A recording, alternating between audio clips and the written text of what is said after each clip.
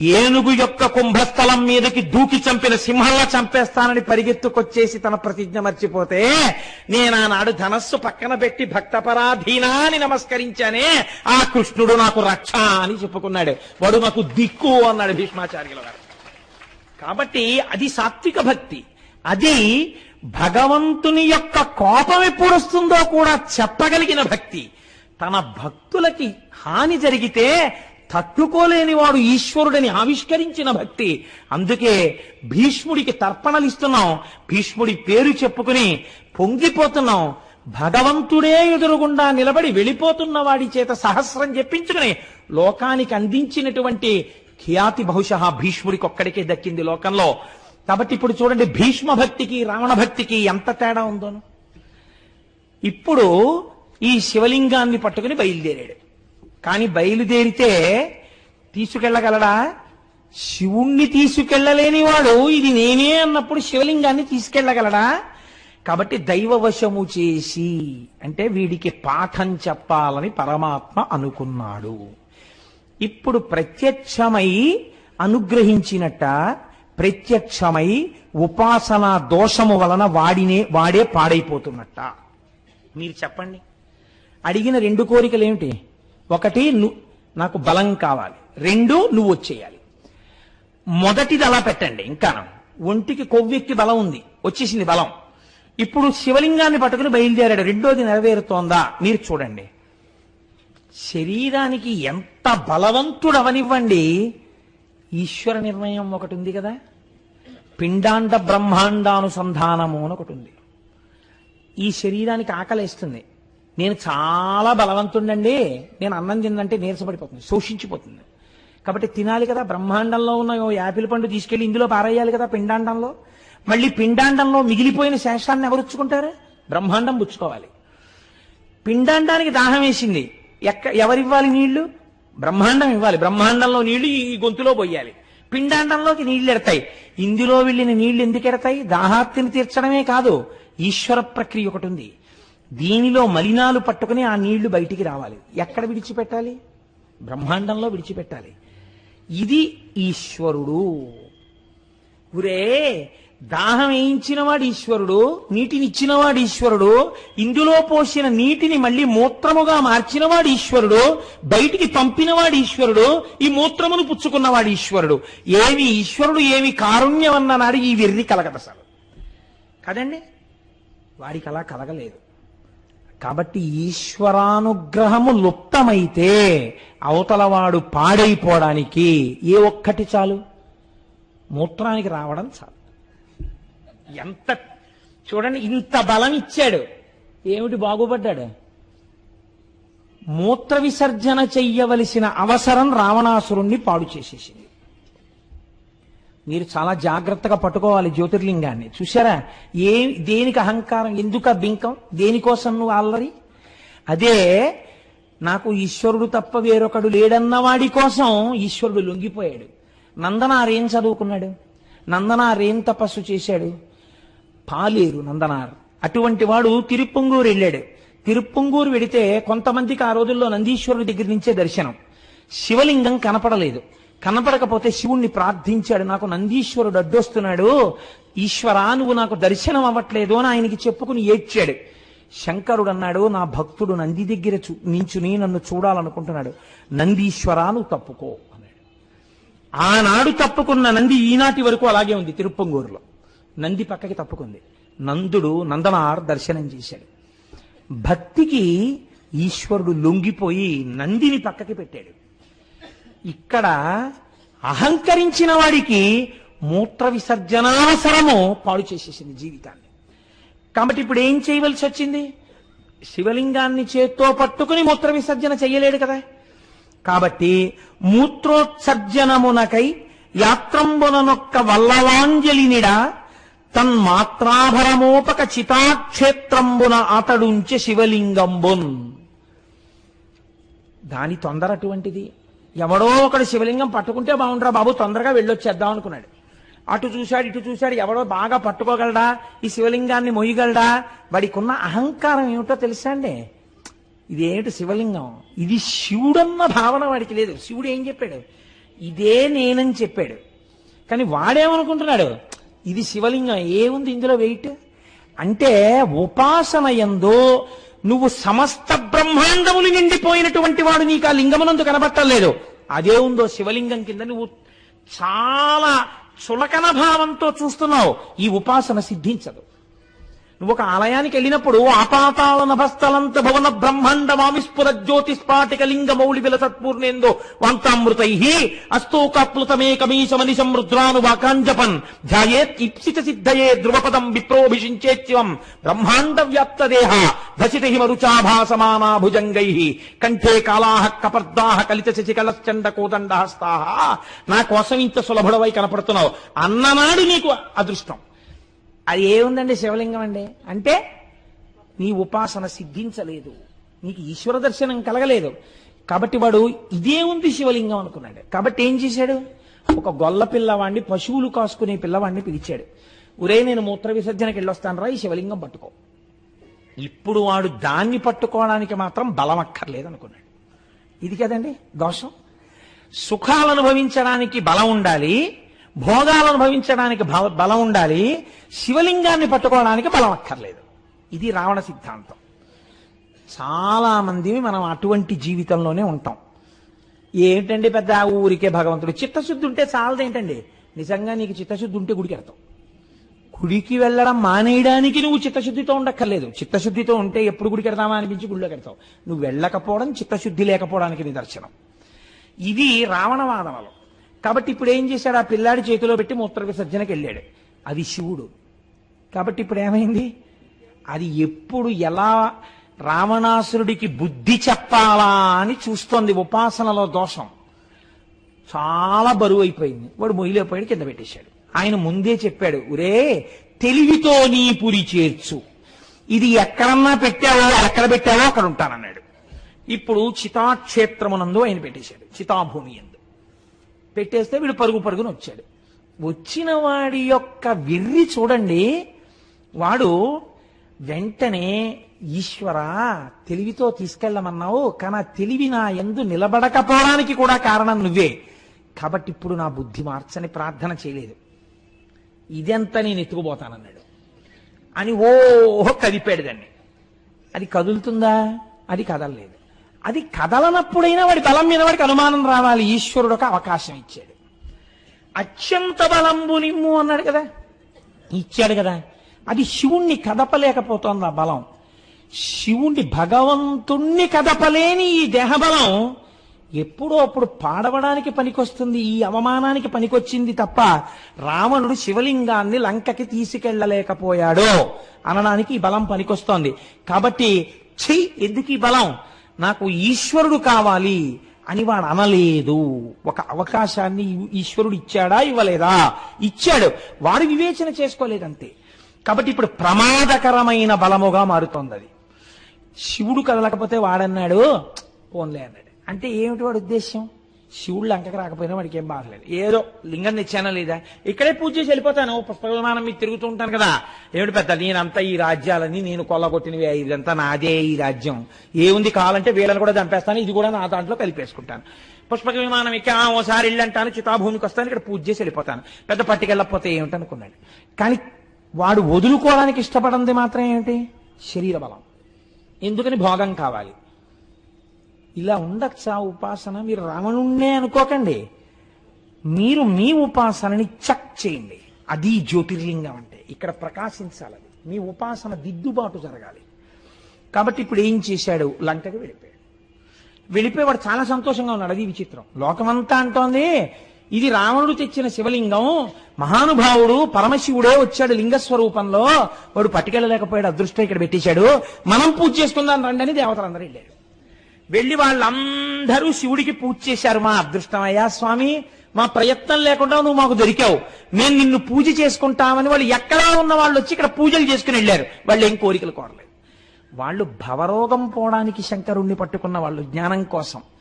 వీడు లంకకి వెళ్ళాడు, వీడికి ఒంట్లో బాగా బలం ఉంది. ఇప్పుడు వీళ్ళు పూజ చేసి కూర్చుని అనుకున్నారు, ఊరే వీడు చాలా బలం తెచ్చాడు, బలంతో ఉన్నాడు కదా, వీడు ఇవ్వాలంటే ఊరుకున్నాడు, కానీ రేపు పొద్దున బయలుదేరి వచ్చేస్తాడు అమరావతి మీదకి, వీడి బలం వల్ల చాలా ప్రమాదం వచ్చేస్తుంది కదా, ఎలా వీడికి బుద్ధి చెప్పాలి, ఎలా వీడి బలం వల్ల వీడు చాలా కాలం ఇబ్బంది పెట్టకుండా ఆ బలమే వీడి ప్రమాదాన్ని కూడా తెచ్చేయాలి, ఎలా తీసుకొద్దామని ఆలోచించారు.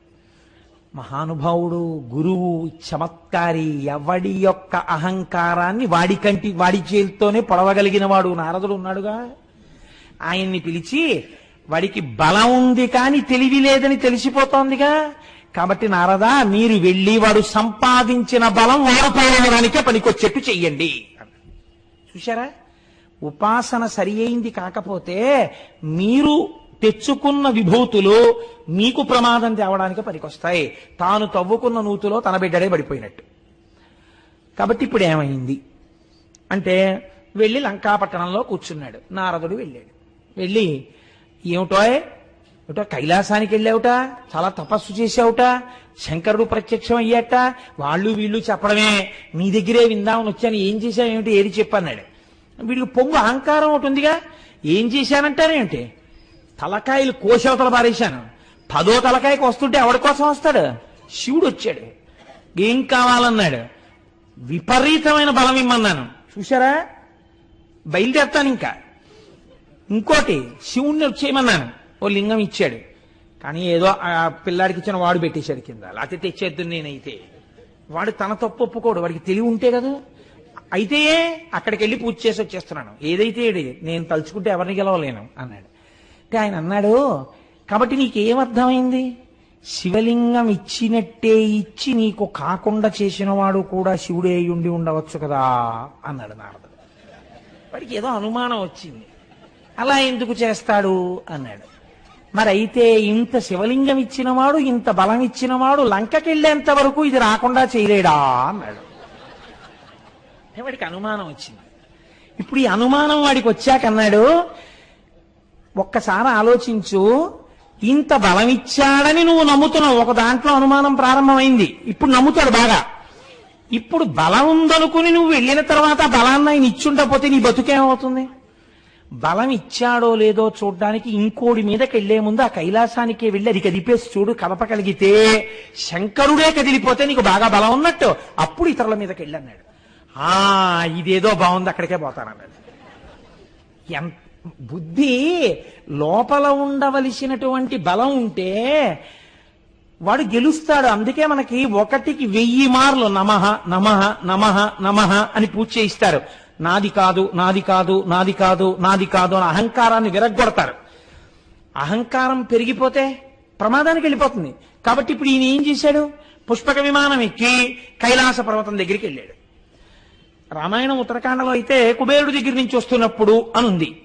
వెళ్ళి ఆ కైలాస పర్వతం దగ్గరికి వెళ్ళి కైలాస పర్వతాన్ని కదిపేస్తే శంకరుడంతటి వాడు భయపడి, అదేమిట్రా అబ్బాయి అలా కదిపేస్తున్నావు, ఒరే నాన్న అలా కదపకరా, నీకు బలం ఎక్కువ, నువ్వు కదిపేస్తావు, నేను ఇచ్చిన బలమే కదా అని బతిమాలుకుంటే తనకి బాగా బలం ఉన్నప్పుడు.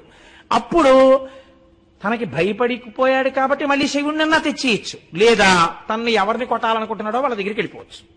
కాబట్టి ఇప్పుడు ఏం చేశాడు, కైలాసం దగ్గరికి వెళ్ళాడు. వెళ్ళి ఆ కైలాస పర్వతాన్ని కదపడం మొదలెట్టాడు. కదిపితే పైన కూర్చున్న పార్వతీ పరమేశ్వరుల యొక్క సింహాసనం కదులుతోంది. ఇప్పుడు మీ ఇంట్లో మీరు పూజ చేసుకుందాం అనుకున్నారనుకోండి, పూజ చేసుకుంటే తప్పు లేదు, ఆ సింహాసనాన్ని అటు ఇటు లాగేస్తే అప్పుడు మీరు ఈశ్వర దర్శనం ఏం చేసినట్టండి. ఇంక అందులో నే తెచ్చుకున్న విగ్రహాలేనండి, నే కొనుక్కున్న సింహాసనమేనండి లాగేస్తుంటే ఇంక మీకు భక్తి ఉన్నట్టు. కాబట్టి వీడు కదుపుతున్నాడు. కదుపుతుంటే అమ్మవారు శక్తి స్వరూపిణి కదా, ఆ తల్లి తొందరగా శంకరుడికి ఏమిటంటే కోపం రాదు. అంత కోపం వచ్చేవాడైతే చీనోర్మోయి నీకేంటో నేను రావడం ఏమిట్రా అని అడగాలి ఆయన. కాబట్టి ఇప్పుడు ఈయనకి కొంచెం కోపం వస్తే తప్ప దేవతల కార్యం నెరవేరదు. ఆయన అలా మౌనంగా ఉంటాడు, చక్కగా అలా ఉంటాడేమోనని ఆవిడ చమత్కారమైన మాట మాట్లాడింది. ఎందుకని? వేదం చెప్పింది రహస్యాన్ని, శివా విశ్వస్య భేషజీ. ఆ అమ్మ లోకమునకు అనారోగ్యం వస్తే ఓషధి బతికిస్తుంది. ఇప్పుడు లోకాన్ని బతికించాలి, లోకకంటకుణ్ణి చంపాలి, వాడి చావడానికి కారణం రావాలి. కాబట్టి ఇప్పుడు ఆవిడ ఆ కారణం శివముఖత రావాలి. శివముఖత వచ్చేటట్టు ఆవిడ మాట్లాడింది శివుణ్ణి. శివుణ్ణి రుద్రుణ్ణి చేస్తుంది, రుద్రుణ్ణి శివుణ్ణి చేస్తుంది ఆవిడ. కాబట్టి ఇప్పుడు ఆవిడ శివుణ్ణి ఏం చేస్తోంది? రుద్రుణ్ణి చేస్తోంది లోకక్షేమం కోసం. ఇప్పుడు ఆవిడ ఎంత చమత్కారంగా మాట్లాడిందో చూడండి. మేలుగు శిష్యుడు, అబ్బబ్బబ్బా ఎంత గొప్ప శిష్యుడిని సంపాదించుకున్నారండి. ఎవరు కదుపుతున్నారో తెలుసా? మీరు వరాలు ఇచ్చారే ఆయనే. అప్పుడు ఆయనకి ఎలా ఉంటుంది?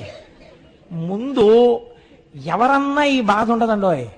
భార్య అబ్బో ఎంతంత గొప్ప గొప్ప వాళ్ళని చేరదీశారో లేండి, మీకు అశాంతిని కల్పించేవాడే గాని ఒక్కడు మీ మనశ్శాంతి గురించి ప్రయత్నించేవాడు ఉండడు. ఎందుకు వచ్చిన అల్లరి మీకు అంది అనుకోండి, అంతే, నువ్వు నోర్మయ్యు, నువ్వు అలా తినేకున్నాను అని చెలరేకపోతాడు యువతమైన కదండి. అలా ఆయన్ని శివుణ్ణి రుద్రుణ్ణి చేసేస్తోంది. అందుకని మొట్టమొదట ఏ పొడెం వేయాలో అది వేసేసింది ఆవిడ. మేలగు శిష్యుడెంతయును మెచ్చుదనర్చడు రావణాసురుండేలిక మీదనే కినిసి. ఏమండోయ్, ఎవరో తెలుసా? మీ గొప్ప శిష్యుడు రావణాసురుడు. వరాలు ఇచ్చారుగా 2, పైగా 1 కూడా కాదు, 2 ఎందుకు ఇస్తాను, 1 అనలేదుగా, 2 ఇచ్చారు. ఎవడిచ్చాడో వాడి మీద కోపం వచ్చింది వాడికి. ఏలిక మీదనే కినిసి ఎత్తెరదారసిలెన్ భళీ భళీ చాలక సంతసంబోధవే. వాడు చూడండి ఎంత గొప్పగా వచ్చేసాడో, వచ్చేసి వాడి కైలాసాన్ని కలిపేస్తున్నాడు కింద. మీరు నేను ఊగుతున్నాం వాడి బలానికి. ఇప్పుడు సాత్విక శిష్యుని కూర్చుకున్నవాడు. ఇప్పుడు ఆవిడ దెప్పి పొడిచింది. ఆ ఉపాసనని చూసైనా మీరు ఈ కోరికలు ఇవ్వకుండా ఉండద్దు. ఇంత రజోగుణ భూయిష్టమైన వాడికి అంతంత కోరికలు ఇచ్చారు. సత్వగుణం లేని ఉపాసన. ఇక్కడ అమ్మవారు బయటపెట్టింది లోకానికి పాఠాన్ని. సాత్విక శిష్యుని కూర్చుకున్న వారి లలిజందే తత్ఫలమి కేమను వారము దేవ ఇత్తరిన్. ఇప్పుడు ఇలా కైలాసం ఊగిపోతుంటే పాపం మీరు నేను ఏం చేస్తానులేండి, మీరు మాత్రం ఏం చేయగలరు, మీరు ఇచ్చిన బలమేగా, ఊగండి, అలా మీరు ఊగండి, నేను ఊగుతుంటాను. వాడు అనుగ్రహిస్తాడు. ఎప్పుడో అనుగ్రహించి ఇంకా వాడు ఫోన్లే వదిలేశానని కింద నుంచి అరుస్తాడు. అరిచిన తర్వాత ఒకవేళ కళ్ళు తిరిగితే మీ తల్లోనే ముంచో గ్లాసుడు నీళ్ళు ఇస్తాను, తాగుదురుగానండి ఆవిడ. ఆయనకి ఎలా ఉంటుంది? కడుపు మండిపోయింది శంకరుడికి. అంటే శివుడు రుద్రుడయ్యాడు. ఇది శివా రుద్రస్య భేషజీ. శివుణ్ణి రుద్రుణ్ణి చేసింది. ఇప్పుడు ఆవిడ రుద్రుణ్ణి చేసిన తర్వాత ఎవడు బలం ఇచ్చాడో ఆయనే ఆ బలం వల్ల వాడు పాడైపోయేటటువంటి శాపాన్ని వదిలేశాడు. ఇదంతా ఎంతలో జరిగిపోయిందండి? 6 పద్యాల్లో జరిగిపోయింది. ఎందుకు జరిగిపోయింది? 2 వరాలు వాడు పాడవడానికి వచ్చాయి. ఒక్కటి వాడిని రక్షించలా. శివలింగం తీసుకెళ్లాడు, వాడు పూజ చేయలే. వాడు బలం తెచ్చుకున్నాడు, వాడికి ఉపయోగం లేదు. శంకరుడు అన్నాడు, అని సాక్షేపముగ జగజ్జనని నుడువా. ఆక్షేపిస్తూ జగజ్జనని మాట్లాడితే ఎంత గొప్ప మాట వేశారో చూడండి. ఆవిడ వెటకారానికి భర్తనన్నది కాదు, ఆవిడ జగజ్జనని. తన బిడ్డల్ని కాపాడుకోవడానికి, దుడుకు బిడ్డల్ని శిక్షింపజేయడానికి, తండ్రి చేత శిక్షింపజేయడానికి మాట్లాడుతోంది. శృతి ప్రమాణాన్ని పద్యం కింద మారుస్తున్నారు. కాబట్టి అని సాక్షేపముగ జగజ్జననుడువా హరుడు అని శపించే. ఇప్పుడు ఆయన శివుడు కాదు, హరుడు. దేన్ని హరిస్తాడు? వాడి గర్వం హరించేస్తాడు. ఇప్పటి వరకు ఏ బలాన్ని చూసుకుని ఎగురుతున్నాడో ఆ బలాన్ని హరించేవాడయ్యాడు ఆయన. హరుడు వాని శపించే కృతజ్ఞుని నీటులోరి అచిరంబున నీ మదమణుగుగాక పొమ్మిక వేగనన్ అన్నాడు. ఊరే ఎంతో కాలం పట్టదులే, నీ మదం అణిగిపోతుంది, పో ఇక్కడి నుంచి అన్నాడు. ఈ ఊపుతున్న వాడికి మాట వినపడింది. నీ మదం అణిగిపోతుందంటే ఏమిటి? నీ బలం ఎందుకు పనికి రాకుండా పోతుందనేగా. అందులో పోనీ నువ్వు ఓడిపోతావు ఒక్కసారి ఎవరి చేతిలోనో అనలేదు, నీ మదం అణిగిపోతుందన్నాడు. నీ మదం అణిగిపోతుందంటే ఇప్పుడు ఏమవ్వాలి? ఎవరెవరిని చూసుకుని మదిస్తున్నాడో వాళ్ళందరూ పోతారు. ఇప్పుడు శివవాక్యమనందేముంది? ఇంద్రజిత్ పోతాడు, కుంభకర్ణుడు పోతాడు, లంక పోతుంది. ఎవడు ఈశ్వరుణ్ణి పట్టుకున్నాడో వాడు ఒక్కడే మిగులుతాడు. సత్వగుణంతో ఈశ్వరుడు రాముడని 2 ఉండవుగా లోకంలో. ఉన్నదొక్కటే పరబ్రహ్మం, రామపరబ్రహ్మం, శివపరబ్రహ్మం, 2 ఒక్కటే. ఎవడు రాముణ్ణి పట్టుకున్నాడో వాడు బతికిపోయాడు. ఆయన తప్ప మిగిలిన వాళ్ళందరూ నశించిపోయారు. ఏమైంది నీ మదం? నీ మదానికి ఏవేవి కారణములో ఆ కారణముల వలన నీ మదం అణిగిపోతుంది, నువ్వు నశించిపోతావు. ఈ శివవాక్యాన్ని ఆధారం చేసుకునే తర్వాత శాపాలన్నీ వచ్చేసాయి వాడికి. వచ్చి ఆఖరికి వాడి బలం ఎందుకు పనికొచ్చిందంటే వాడి వాళ్ళందరినీ చంపుకోవడానికి పనికొచ్చింది రావణ బలం. మీరు బాగా ఆలోచించండి. రాముడు తనంత తాను ఎవరి మీద వెళ్లి బాణాలు వేయలేదు, వీడే పంపించాడు ఒక్కొక్క బ్యాచ్ని. వీడే ముందు వెళ్ళిపోయినట్టుంటే వీడి స్వార్థం అండి. ముందు వీడు వెళ్ళిపోతే వీడే చచ్చిపోయాడు అనుకోండి, ఆ తర్వాత మిగిలిన వాళ్ళు బతికేద్దరేమో. అసలు వీడు వెళ్ళలేదు. ఏమిటి రాముడు రాజ్యభ్రష్టుడు, ఓ నారచీర కట్టుకుని పాదుకలు కూడా లేకుండా యుద్ధ భూమి నందు నించున్నవాడు, ఆయన్ని నిగ్రహించడానికి నేను వెళ్ళాలా అన్నాడు. ఇంద్రజిత్తుని పంపాడు. ఏమయ్యాడు? నిహతుడైపోయాడు. బుద్ధి వచ్చిందా? మదం అలాగే ఉంది. ఇది శివవాక్యమునందు శివ సంకల్పమస్తు ఆయన అన్నమాట అయిపోయింది. ఒక్కడు లేకుండా లంకాపట్టణం అంతా అయిపోయిన తర్వాత వాడు ఒక్కడు యుద్ధానికి వెళ్ళాడు. ఇప్పుడు ఎవడు తలకాయలు కోసుకున్నాడో వాడి తలకాయలు ఆయన కోశాడు. కోసి అలిసిపోయావు, నీడు పోయి రేపు రా యుద్ధానికి అన్నాడు. మళ్ళీ ఇచ్చాడు అవకాశం రామస్వరూపంలో. రెండు ఉంటే కదండి, మీరు అలా దర్శనం చేయండి, అభేద దర్శనం చేయండి మీరు ఒక్కసారి. ఆయన హృదయం రాముడి యందు ఎలా ప్రకాశిస్తోందో. వాడు వెళ్ళాడా, 10 అడుగులు రాముడి వైపుకి వేసి రాముడి కాళ్ళ మీద పడిపోయి ఉంటే రావణుడు బతికిపోయేవాడు. ఆ మతం ఆ నాటి నుంచి ఈ నాటికి పోలా ఇన్ని దెబ్బలు తిన్నవాడికి. వాడు ఇంటికి పోయి మళ్ళీ వచ్చాడు. ఇప్పుడు నువ్వు కోసుకోక్కర్లా, నేనే కోసేస్తున్నాను అన్నాడు. ఒక్కొక్క తల చప్పున కొట్టేసి పడగొట్టేస్తే ఆఖరణ వచ్చి శివుడు ఏది చెప్పాడో అదే మండోదరి చెప్పింది. నీ ఒంటి పొగరు నిన్ను చంపింది, రాముడు నిన్ను చంపలేదు అని చెప్పింది ఆవిడ. ఎరా ఇంతటి మహాపతివ్రతని, ఇంతటి సౌందర్య రాశిని నీ దృష్టి ఎందుంది అందం, బాహ్యమునందు లేదందం. ఇది సీతమ్మ చెప్పింది. నివర్తయ మనోమర్త స్వజనే క్రియతాం మనః. నీ అనురాగము భార్య యందున్నది నిజమైతే నీ భార్య నీకు రోజుకి 1,00,000 సార్లు ముద్దొచ్చినా బెంగలేదు, అది ధార్మికమైపోయింది. వేరొక స్త్రీ యందు నీ బుద్ధి కామంతో కాని ఒక్కసారి తిరిగిందా అది నీ పతనానికి హేతు అవుతుందిరా అని చెప్పింది. వాడు విన్నాడా? వాడి మదం, నేనింత బలవంతుణ్ణి నన్నెవడేం చేస్తాడన్నాడు. ఆవిడొచ్చి ఆఖరణంది, ఏ మదం నీ యందు ప్రవేశించిందో అది నిన్ను చంపేసిందిరా అన్నాడు. ఆఖరికి మండోదరి తీర్పుతో రామాయణం పూర్తయిపోయింది. కాబట్టి హరుడు పలికినటువంటి శాపవచనమే వాడిని, వాడి భార్యల్ని, వాడి బిడ్డల్ని, వాడి సైన్యాన్ని, వాడి రాజ్యాన్ని నశింపచేసింది తప్ప వాడు వృద్ధిలోకి రావడానికి పనికి రాలేదు. రెండూ కూడా. ఇది ఆనాడు చితాభూమి యందు వెలిసినటువంటి వైద్యనాథుడన్న జ్యోతిర్లింగం ఏది ఉన్నదో ఆ జ్యోతిర్లింగము ఆనాటి నుంచి ఈనాటి వరకు వెళ్ళి దర్శించి నమస్కరించిన వాళ్ళందరికీ ఒక అనుగ్రహాన్ని ఇస్తుందిట. ఇదే వైద్యనాథుడంటే.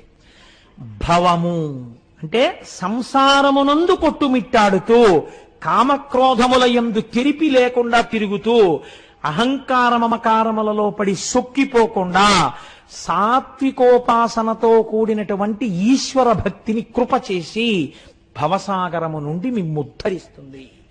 ఇలా ఉద్ధరిస్తే ఒక్కడికి 1,000,000 జన్మలు పట్టచ్చు ఈశ్వరుణ్ణి చేరడానికి.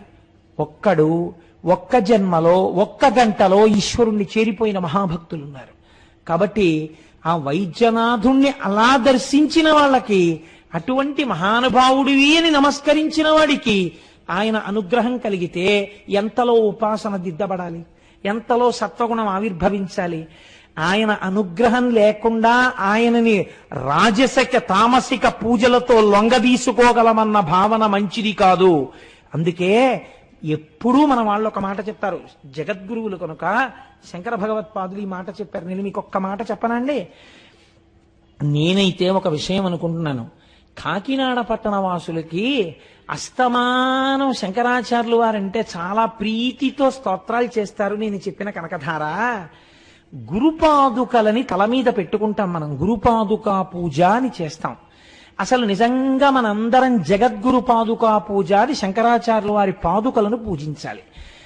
కాకినాడ పట్టణంలో ఉన్న వాళ్ళందరి చేత ఉత్తరాయణంలో నేను పాదుకా పూజ చేయించుకుంటాను అని శంకరాచార్యుల వారు సంకల్పం చేశారు. లేకపోతే ఇంతమంది చూడండి, కాకినాడ వాళ్ళ కళ్ళల్లో ఎలా పడిందండి? ఆ పాదుకకున్న మట్టు విరిగిపోయింది, దిద్దండని ఇంతమంది ఉత్తరాలు రాస్తే ఈ ఉత్తరాల వల్ల ఆయన పాదుక దిద్దబడింది అనుకోండి. మీరందరూ గురుపాదుకా పూజ యందు ఒక్కొక్క పుష్పాన్ని వేసేశారా లేదా? ఇప్పుడు అది జరిగి తీరుతుంది. ఎందుకంటే ఎందరో సమర్థులైన అధికారులు, విశాల హృదయులు ఒక విషయాన్ని తెలుసుకోగానే స్పందించాలన్న వాళ్ళు ఉన్నారు కనుక ఇప్పుడు ఈ ఉత్తరాలు చదివి వాళ్ళు వెంటనే శంకరాచార్య స్వామి వారి పాదుకలకు దిద్దుబాటు చేస్తారు. జగద్గురువుల పాదుకా పూజ యందు మీ అందరి సంతకాలు ఒక్కొక్క పుష్పాలవుతున్నాయి. రేపటి రోజు త్రయోదశికి ముందు రోజు, త్రయోదశి మహాప్రదోషం అని పిలుస్తుంది శాస్త్రం. త్రయోదశి పరమశివ తిథి. త్రయోదశి నాడు పోస్ట్ అవుతున్నాయి చూడండి. నిజంగా ఇవాళ ఉత్తరాలు తయారై ఉంటే ఒక చిన్న మాట చెప్తే గోపాలకృష్ణ గారు గీత దాటకుండా సిద్ధం చేస్తారు.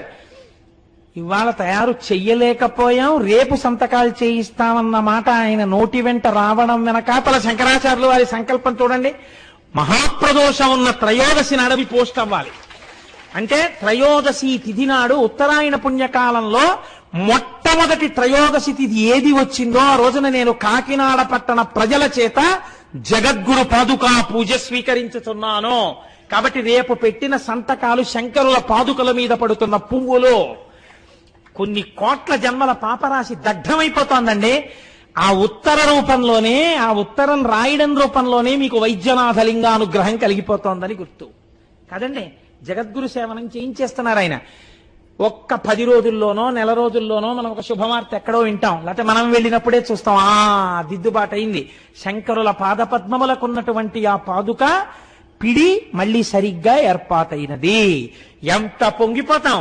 మళ్ళీ వచ్చే సభలో ఒకళ్ళ వీపులు ఒకళ్ళు చరుచుకుని సంతోషపడిపోతాం కదా. అలా ఒక్కొక్క సేవ ఈశ్వరుడు మన చేత చేయించుకుంటున్నాడు. ఇలా చేయించుకున్నందుకు మనం పరమేశ్వరుడికి నమస్కరించి ఈశ్వర మమ్మల్ని ఇలాగే ధన్యుల్ని చెయ్యమని అడుగుదాం కదండి. ఇది వైద్యనాథలింగము. కనుక ఇప్పుడు మీరు ఈ వైద్యనాథలింగము యొక్క ఉపాసనా బలము చేత ఏ ప్రధానమైన ప్రయోజనమును పొందాలో ఆ ప్రయోజనమును పొందుతారు. ఇవాళ పరమ పవిత్రమైనటువంటి భీష్మేకాదశిని పురస్కరించుకుని నేను ఇప్పుడు మీకు రామేశ్వర లింగాన్ని గురించి ఒక్క 4 మాటలు చెప్పే ప్రయత్నం చేస్తాను. రామేశ్వర లింగం చాలా గొప్ప లింగం. రావణాసురుడున్నాడే, రావణాసుర సంహారం అంత తేలికైనటువంటి కార్యం కాదు. దీనికి ఎవరి అనుగ్రహం కావాలి? పరమమంగళప్రదుడైనటువంటి శంకరుడి యొక్క అనుగ్రహం కావాలి, శంభుని యొక్క అనుగ్రహం కావాలి. అన్నిటిని మించి రామచంద్రమూర్తి ఏ పరిస్థితులలో లంకాపట్టణానికి వెడుతున్నారు మీరు ఒక్కసారి ఆలోచించండి చాలా జాగ్రత్తగా. తన భార్యనెత్తుకుపోయిన వాడు 10 నెలల నుంచి అక్కడ ఉద్యానవనంలో పెట్టి ఉంచాడు. 10 నెలల నుంచి వాడేం మాట్లాడుతున్నాడు? నువ్వు నా పాన్పు చేరు అని మాట్లాడుతున్నాడు. ఎవరామె? అయోనిజ. ఈయన ఎవరు? పరమక్షత్రియుడు, పైగా రాజకుమారుడు, చేతియందు కోదండమున్నవాడు, ఎందరినో రక్షించినవాడు. తన భార్యయే 10 నెలల నుంచి అవమానాల పాలైంది. ఇప్పుడొక్కసారి లంకాపట్టణంలోకి వెళ్ళగానే, అసలు ఆ లంక వంక అలా చూడగానే నిజంగా రామచంద్రమూర్తిలోనే ఒక్కసారి ఆగ్రహం పెళ్ళుబుకిపోతే, ఈ నీచుడే తెచ్చిన భార్యని దాచినవాడన్న భావన కలిగిందా? ఒక్కసారి అదుపాయన కాని తప్పాడా? ఆయన వేసేటటువంటి బాణ పరంపరలకు లోకమంతా లయమైపోతుంది కదండి. ఎందుకని? ఒక్కసారి క్రోధం ఆవిర్భవించిన తర్వాత ఇంకెవరు ఆపలేరు. అందున రామచంద్రమూర్తి ఆయన పరాక్రమం ముందు నిలబడమే ఎవరైనా. కాబట్టి మండిత విస్ఫులింగ విషమ జ్వలితానల కీలలు అబ్జ గర్భాండము నిండ రామ వసుధాదిపుడేచడి ఆ బాణ పరంపరలకి ఈ సమస్త లోకములు కాలిపోతాయిరా, జాగ్రత్త అని చెప్పారు హనుమ. అటువంటి రామచంద్రమూర్తి వెళ్లి యుద్ధ భూమిలో నిలబడితే, ఇది జ్ఞాపకానికి వస్తే ఎంత ప్రమాదం వాటిల్లుతుంది. అందులో ఒకసారి విభీషణుడు వచ్చి ఆశ్రయించాడు. అదే లంక నుంచి వచ్చాడు. ఆశ్రయించకపోయినా ఇంకా రాముడి మీద భక్తి ఉన్న వాళ్ళు ఎవరైనా ఉండిపోయారేమో. తనే బాణప్రయోగం చేసేస్తే శిశువులు పోతారు, పెద్దలు పోతారు, స్త్రీలు పోతారు, వృద్ధులు పోతారు, సమస్తము నశించిపోతుంది.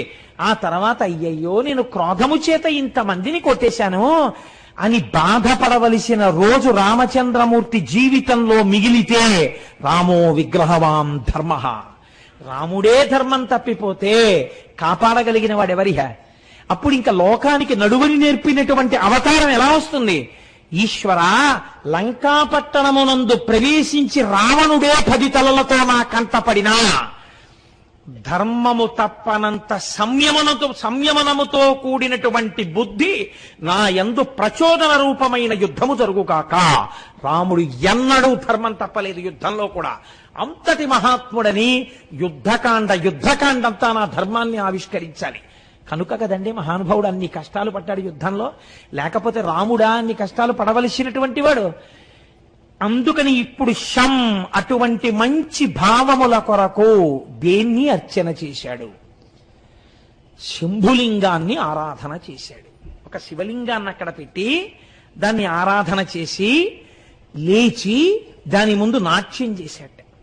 అంటే రామచంద్రమూర్తికి ఎన్ని విద్యలొచ్చో అన్ని విద్యలతో శంకరుణ్ణి ప్రీతి చెందేటట్టుగా ప్రవర్తించాడు. తనకి ఏ విభూతి ఉంటే ఆ విభూతిని ఈశ్వర ప్రసాదము కొరకు వినియోగించుట. మీరు చూడండి, లోకమునందు అనేక విభూతులుంటాయి. కాయిక, వాచిక, మానసిక, ధన, ఇలాగా.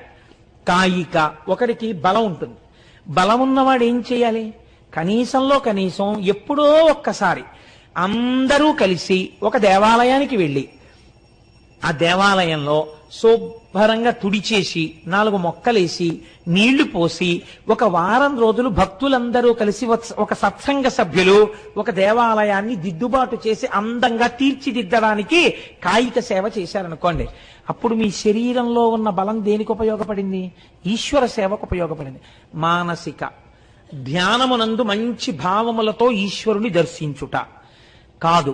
మూడవది కాయిక, వాచిక.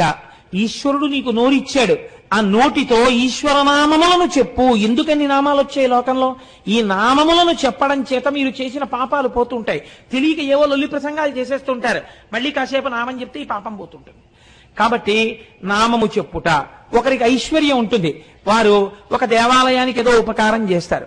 ఇక్కడ కొంతమంది ఐశ్వర్యవంతులు ఈ దేవాలయ నిర్మాణం చేశారు. రెడ్డి గారు రోజు వచ్చి కూర్చుంటుంటారు కదా.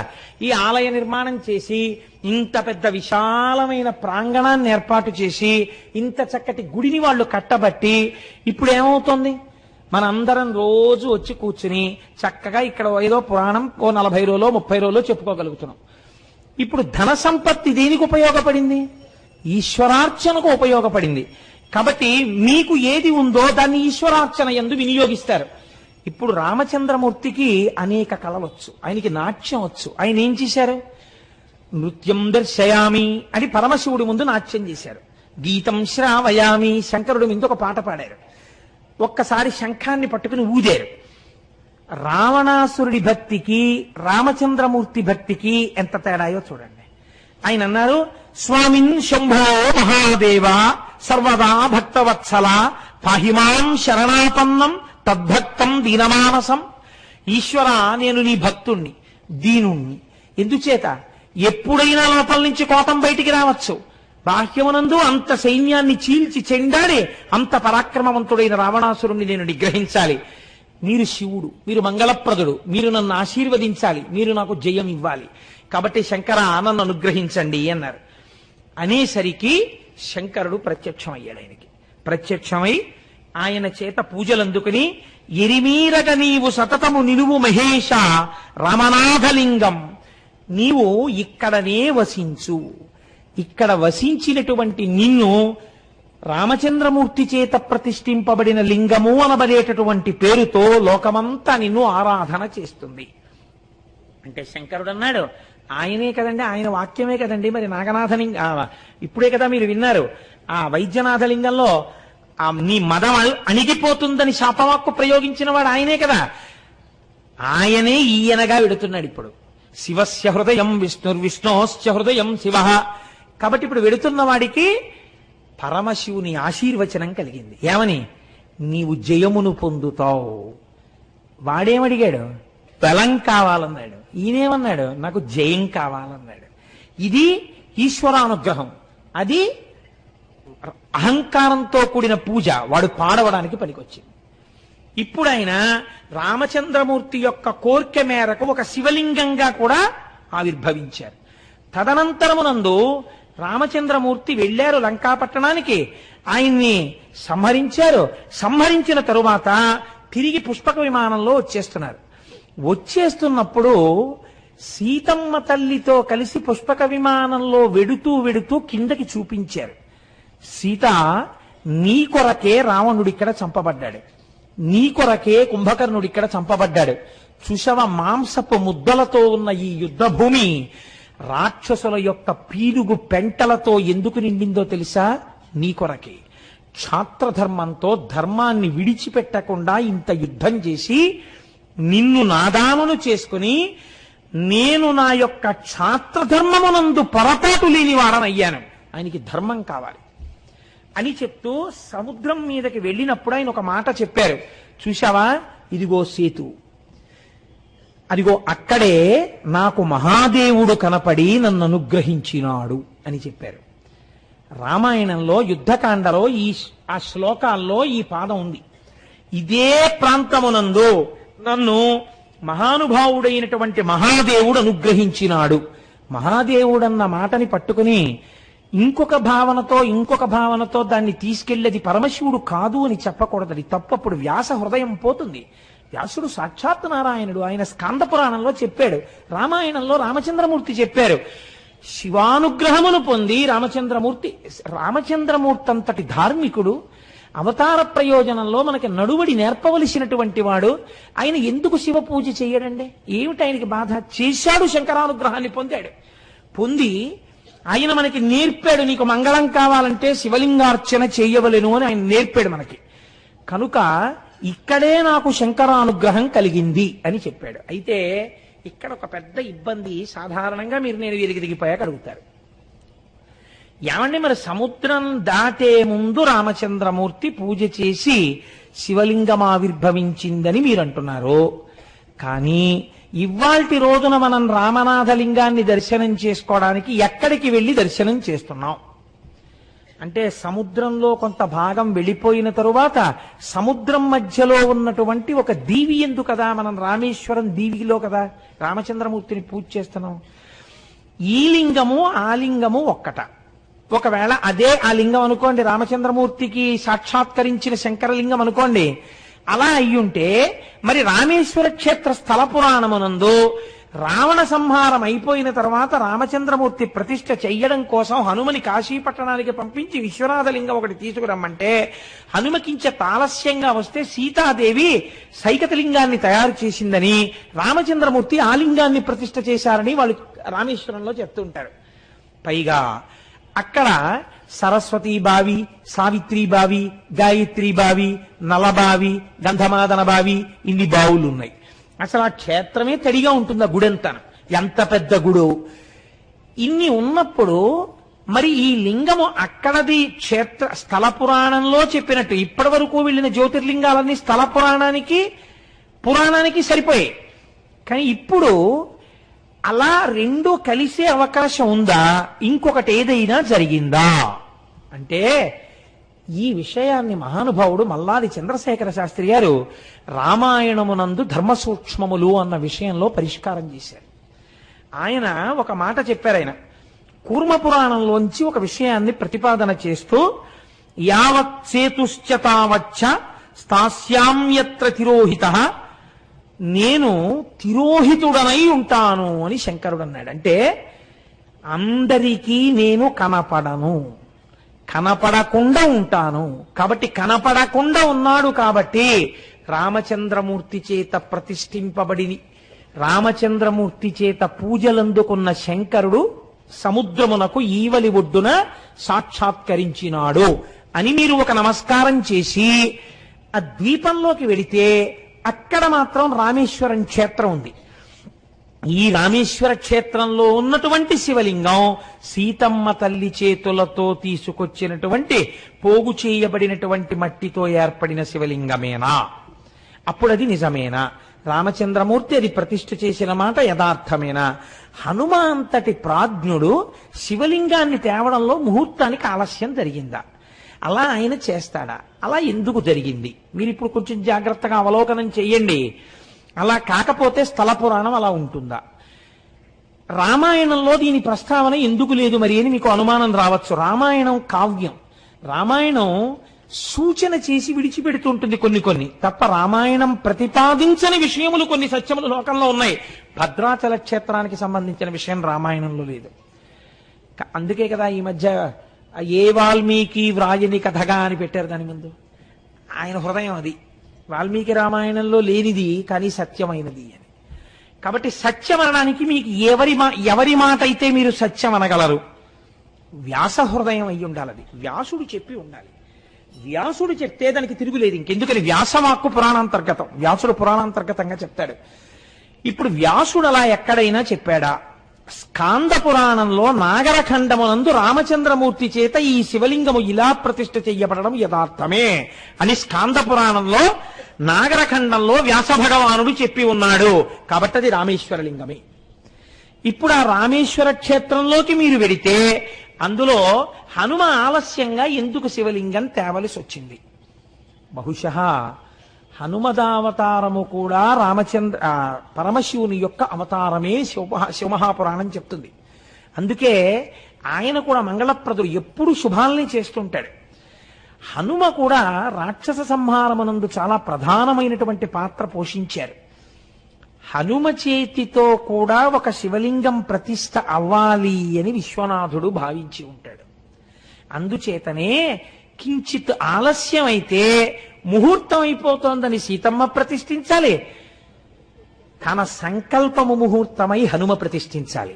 అందుకని శివ సంకల్పమస్తు, ఈశ్వర సంకల్పముగా సీతమ్మ తల్లి ఇలా అంటే ఒక శివలింగం అయింది. అంటే జగజ్జననిగా ఆవిడ మీకేం చెప్తోంది? మీకెప్పుడు భయం వేసినా ఎక్కడున్నారో అక్కడ ఇలా అంటే చాలు, చిన్న శివలింగం వస్తే అది మీకు రక్షణ హేతు. ఇప్పుడు దాన్ని రామచంద్రమూర్తి ప్రతిష్ఠ చేశారు. దాన్ని రామనాథలింగము అని పిలుస్తారు. రెండవది హనుమ తీసుకొచ్చిన శివలింగాన్ని ప్రతిష్ఠ చేశారు. అది కాశీ నుంచి తెచ్చారు కాబట్టి దాన్ని విశ్వనాథలింగము అని పిలుస్తారు.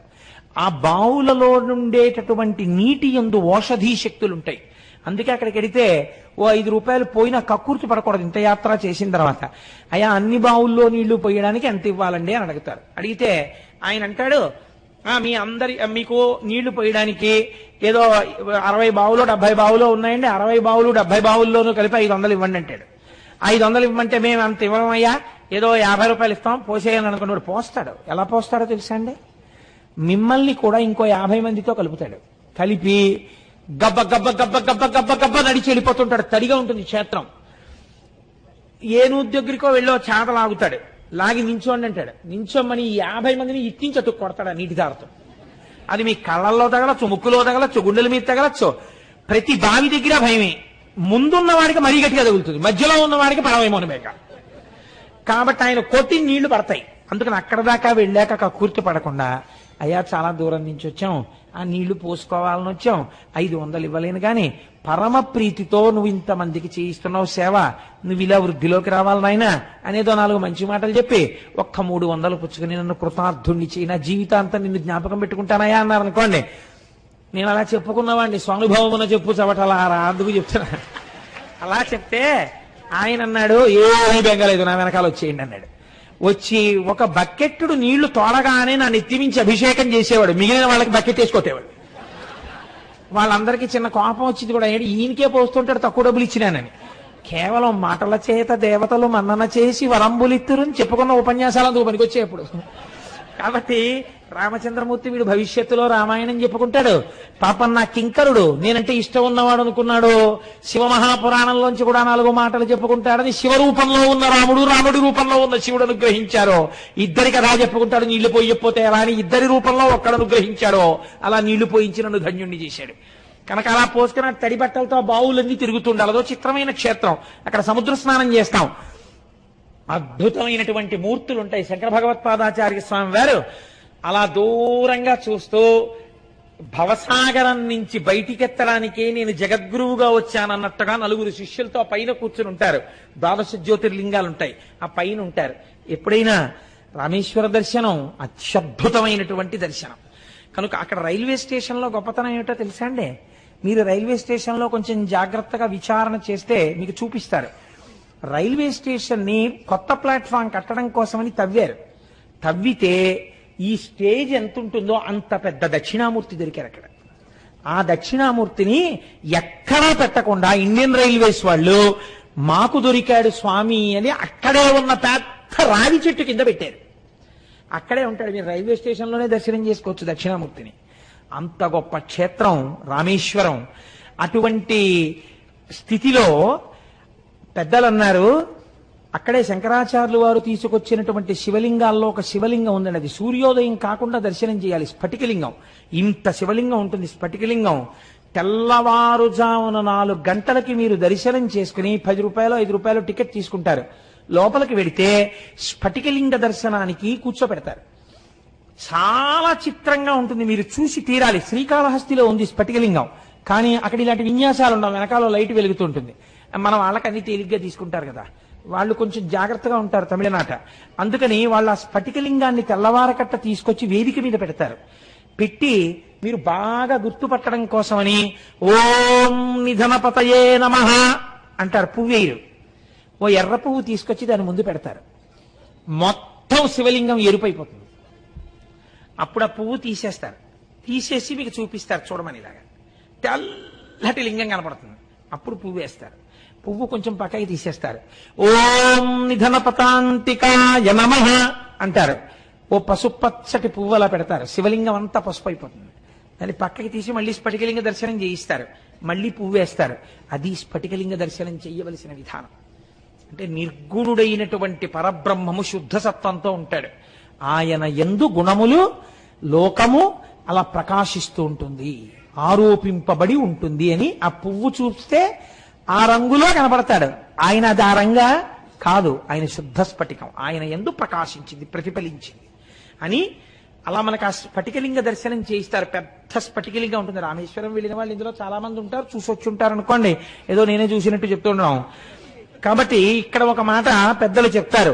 ఈ రామేశ్వర లింగము చేరి నరుడెవ్వడేని శ్రీ గంగాంబోదారలను అభిషేకించిన చేరును శ్రీకైలాస శైల శిఖర పదంబున్. ఎవరైనా ఈ రామేశ్వర లింగం దగ్గరికి వెళ్ళి కాశీపట్టణంలో ఉన్నటువంటి గంగని తీసుకుని వెళ్ళి ఆ రామేశ్వర లింగాన్ని ఆ గంగధారలతో అభిషేకిస్తే, అంటే మీరు అర్చకులకు ఇస్తే ఆ గంగతో అభిషేకం చేస్తారు. అలా అభిషేకం చేసిన వాడు కైలాసాన్ని చేరుకుంటున్నాడు. సాధారణంగా దీన్ని ఏమిటంటే మామూలుగా చెప్తారు, అంటే కాశీ నుంచి గంగ తీసుకొచ్చి ఇక్కడ శివలింగం మీద పొయ్యడం అన్నది. చంద్రశేఖర పరమాచార్య స్వామి దీన్ని అత్యద్భుతమైన సమన్వయం చేశారు. అసలు ఈ గంగాభిషేకం చెయ్యడం అంటే ఏమిటో తెలుసా? గంగ అనగా జ్ఞానము. జ్ఞానము చేత శివలింగమును అభిషిక్తుణ్ణి చెయ్యడం అంటే ఏమిటో నీకు తెలుసా? రామనాథలింగమునందు కాశీ గంగ పొయ్యడం అంటే, ఈయన పేరేమి ఇప్పుడు? రామేశ్వరుడు. ఆయన ఒక చిన్న ఐతిహ్యం చెప్తుండేవారు. దేవతలందరూ ఒకసారి రామేశ్వరం వచ్చారట. వచ్చి రామేశ్వర లింగ దర్శనం చేశారట. చేసిన తర్వాత అందులో ఎవరో రకరకాల వాళ్ళు ఉంటారు కదా, వెళ్ళిపోతుంటే అందులో కొంతమంది అన్నారట, ఏమయ్యా ఈయన రామేశ్వరుడు అని పేరుంది కదా, రామేశ్వరుడు అని పేరుంటే ఈయన ఏ సమాసం అవుతాడు అని వ్యాకరణం తీశారు. తీస్తే కొంతమంది అన్నారు రాముని యొక్క ఈశ్వరుడు, అందుకే కదా రాముడు వచ్చి ప్రతిష్ఠ చేశాడు, అందుకే కదా ఈశ్వరుడు కృప చేసి నీకు మంగళం అవుతుందని అన్నాడు. కాబట్టి రాముని యొక్క ఈశ్వరుడు, రాముడు శివుణ్ణి పూజిస్తూ ఉంటాడు, రాముని యొక్క ఈశ్వరుడు షష్ఠీ తత్పురుష సమాసం అన్నారు. కొంతమందికి ఇది నచ్చలా. అదేమిటది? రామచంద్రమూర్తి శివుణ్ణి పూజ చేయడం ఏమిటి? రాముడంతటి వాడు రాముడు. అధ్యాత్మ రామాయణంలో చెప్పినట్టు శివుడు రామనామం చేసి తలుచుకుంటూ ఉంటాడు, కానీ ఇటు రాముడు శివుణ్ణి తలుచుకోవడం ఏంటి? ఆ అవసరం మా స్వామి లేదన్నాడు. అని తప్పు మీరు చెప్పింది ఆ సమాసం కాదు. రాముడే ఈశ్వరుడిగా కలిగిన వాడు, కలది కలిగిన వాడు ఉంది కాబట్టి బహువ్రీహి సమాసం. రాముడు ఈశ్వరుడిగా కలిగిన వాడు అంటే శివుడు రాముడిని పూజ చేస్తాడు. కాబట్టి రాముడు ఈశ్వరుడిగా కలిగిన వాడు శివుడు. కాబట్టి రాముడు గొప్పవాడు, ఈశ్వరుడు శివుడు గొప్పవాడు కాదు. రాముడిని ఆయన పూజ చేస్తున్నాడా, ఇది బహువ్రీహి సమాసం అన్నారు. కాదు షష్ఠీ తత్పురుషం అని కొంతమంది అన్నారు, కాదు బహువ్రీహి అని కొంతమంది అన్నారు. ఇది సమాసం గొడవ కాదు, ఏ గొడవ మీకు అర్థమైపోయి ఉంటుంది. రాముడు శివుణ్ణి పూజ చేస్తున్నాడా, శివుడు రాముడిని పూజ చేస్తున్నాడా అంటే ఇంకా అనేకత్వమే కనపడుతోంది, ఏకత్వము కనపట్టలేదు. ఇప్పుడు ఈ స్థితిలో వాళ్ళన్నారు, ఈ గొడవంతా మనకెందుకు, కైలాసానికి వెళ్ళి ప్రతిష్ఠ చేయబడ్డవాడు కాబట్టి శంకరుడిని అడుగుదాం అన్నారు. అని శంకరుడి దగ్గరికి వెళ్ళారు. శంభో మహాదేవ, అసలు నీ యొక్క స్వరూపమేమి, రామేశ్వరము అన్నది ఏ సమాసము? ఇలా అడిగితే బాగుండదు కదా, హోం అంటాడేమో అని ఏ సమాసం అని అడిగారు. అడిగితే ఆయన అన్నారు, మీకు ఎందుకు రావాలి అనుమానం, బహువ్రీహి, రాముని ఈశ్వరుడిగా కలిగిన వాడు, నాకు రాముడు ఈశ్వరుడయా, అందుకని ఇది బహువ్రీహి సమాసం అన్నారు. అంటే కొంచెం రాముని యొక్క ఈశ్వరుడు అని చెప్పిన వాళ్ళు బాధపడ్డారు. బయటికి వచ్చి అన్నారు, లేదు లేదు, ఈ స్వామి అంతా అలాగేను, ఎప్పుడు నాదే ఉందంటాడు, పుణుకులహారం వేసుకుంటాడు, అలా తిరుగుతూ ఉంటాడు, ఆయన అలా చెప్పాడని మీరు నిజం అనుకోకండి, కావాలంటే ఇది విష్ణుమూర్తిని అడుగుదాం పదండి అన్నారు. అందరూ కలిసి వైకుంఠానికి వెళ్ళారు. ఆయన చక్కగా శేషశయనం మీద పడుకుని ఉన్నాడు. ఆయన దగ్గరికి వెళ్ళి అడిగారు, ఏమయ్యా అసలు నిజం చెప్పు, ఇది ఏ సమాసం అన్నారు. ఆయన అన్నారు, మీకు ఎందుకు వచ్చింది అనుమానం, షష్ఠీ తత్పురుష, రాముని యొక్క ఈశ్వరుడు, నా చేత పూజింపబడిన శివుడు, నాకు ఆయన ఆరాధింపబడవలసిన వాడు, అందుకని నేను ఆరాధించాను కాబట్టి నా యొక్క ఈశ్వరుడు, షష్ఠీ తత్పురుష సమాసం అన్నారు. ఏమిటో ఈయన సత్వగుణ సంపన్నుడు, అలాగే చెప్తాడు, ఈయనకి అహంకారం లేదు, పరమ వినయం, మరి ఆయన అలాగే చెప్తున్నాడు, ఈయన ఇలాగే చెప్తున్నాడు, అసలు నిజమేది? పెద్ద తలకాయ ఒకటి ఉంది, 4 తలకాయలు ఆయన వెళ్ళి అడుగుదాం, ఆయన చెప్పేస్తాడు, 4 ముఖాలతో వేదం చెప్తుంటాడు కదా అని ఆయన దగ్గరికి వెళ్ళారు. ఇది షష్ఠీ తత్పురుషమా బహువ్రీహియా, ఏది నిజమని అడిగారు. ఆయన అన్నాడు, ఓరి మీ అసాధ్యం కోలా, కాశీ వెళ్లి గంగ పట్టుకుని రామేశ్వరం వెళ్లి శివలింగం మీద పోసినా మీకు తత్వం అర్థం కాలేదురా, రాముడు శివుడైనాడు, శివుడు రాముడైనాడు, అది షష్ఠీ తత్పురుషం కాదు, బహువ్రీహి కాదు, అది కర్మధారయ సమాసం. రాముడే శివుడైనాడు, శివుడే రాముడైనాడు, ఆయన హృదయం ఈయనకి తెలుసు, ఈయన హృదయం ఆయనకి తెలుసు. లోకానికి మర్యాద నేర్పడానికి ఈయన శివ పూజ చేస్తాడు, ఆయన విష్ణువుని పూజిస్తాడు. కాబట్టి వాళ్ళిద్దరూ ఒకరికొకరు పూజ చేసుకున్నట్టుంటారు. 2 రూపాలతో ఉన్నవాడు ఒక్కడేరా, ఇదే జ్ఞానగంగాభిషేకం అంటే. ఇది చేసిన వాడెవడో వాడికి రామేశ్వరం ఒక్కసారిడితే, కాశీ గంగతో అభిషేకం చేయడం వల్ల ఉన్నది ఒక్కటే పదార్థమన్న ఎరుక లోపల బాగా నిలబడాలి. ఇది నిలబడడం రామేశ్వర దర్శనము. అది చేసినవాడు సముద్రమును దాటుతున్నాడు, సంసార సముద్రాన్ని దాటి ఈశ్వరుణ్ణి పొందేస్తున్నాడు. ఏ ఒక్కడున్నాడో ఆ ఒక్కడి కన్నా వీడు రెండోవాడు ఉండకూడదు కాబట్టి వీడు కూడా ఒకటిలోకి వెళ్ళిపోతున్నాడు. కాబట్టి అటువంటి స్థితిని పొందడానికి పరమయోగ్యమైనటువంటి క్షేత్రము రామేశ్వర క్షేత్రము. మీరు తప్పకుండా వెళ్ళవలసిన క్షేత్రం అండి. వెళ్ళని వాళ్ళు ఎవరైనా ఉంటే నేను మీకు ఒక్క విషయం చెప్తాను, బాగా గుర్తెట్టుకోండి. రామేశ్వరం ఇంకా రాలేదంటే పడుకోకండి, రైల్లో తెల్లవారుజామున 4:30 అయ్యేటప్పటికీ లేచి కూర్చోండి. మీరు ఎన్నడూ చూడనటువంటి అత్యద్భుతమైన సన్నివేశం ఒకటి కనపడుతుంది రామేశ్వరం వెళుతున్నప్పుడు. మీకు దూరంగా సముద్రం కనపడుతుంది. సముద్రం కనపడుతున్నప్పుడు బీచ్ లో ట్రైన్ వెళ్ళదుగా ఎప్పుడు, కాబట్టి అంత సముద్రం కనపడుతుంటే రైల్లో దూరంగా చూస్తుంటే అబ్బా ఎంత సముద్రమో అని కిటికీలోంచి చూస్తే అటు సముద్రం ఇటు సముద్రం. ఈ రైలు ఏం చేస్తుందో తెలుసా అండి, ఒక్క 20 నిమిషాలకి సముద్రపు టొడ్డుకే వెళ్ళిపోతుంది. అయ్య బాబాయ్, బీచ్ లో రైలు ఎడుతోందని మీరు ఆ ఉద్విగ్నతతో చూస్తుంటారు. రైలు దేని మీద ఎడుతోందో అని మీకు కనపడదుగా, పట్టాలు కనపడవు. అది సముద్రం మీద ఉన్న బ్రిడ్జ్ ఎక్కేస్తుంది. మీరు సముద్రంలోకి రైలు వెళ్ళిపోతున్నట్టు ఉంటుంది. ఎందుకని కిందది కనపడదు, కింద ఉన్న బ్రిడ్జి కనపడదు కదా. మీరు కిటికీలోంచి చూస్తుంటే బీచ్ నుంచి సముద్రంలోకి రైలు వెళ్ళిపోతున్నట్టు ఉంటుంది. అది విమానం అయితే పర్వాలేదు, పైనుంచి వెళ్తుంటే కింద సముద్రం ఉందనుకుంటారు. రైలుకి వచ్చిన గొడవ ఏమిటో తెలుసా అండి, అలా బ్రిడ్జి ఎక్కేస్తుంటే కొద్ది కింద అంత సముద్రం నుంచి వెళ్ళిపోతుంటే, ఆనాడు స్వామి హనుమ వెడుతుంటే చూసిన సముద్రాన్ని నేను చూస్తున్నాను. అయ్య బాబోయ్, ఈ సముద్రం మీదే కదా పుష్పక విమానం వెళ్ళింది, ఇదే కదా రాముడు వానరులతో వెళ్ళాడు అని మీరు తలుచుకుని అలా చూస్తుంటే చిన్ని చిన్ని స్టేషన్ల మించి ఎక్కడ చూసినా పుచ్చపాదులే, పెద్ద పెద్ద పుచ్చకాయలు, చిన్ని స్టేషన్లు దాటి వెళ్ళిపోయి ఆఖరికి రామేశ్వరం అన్న చోట రైలు ఆగుతుంది.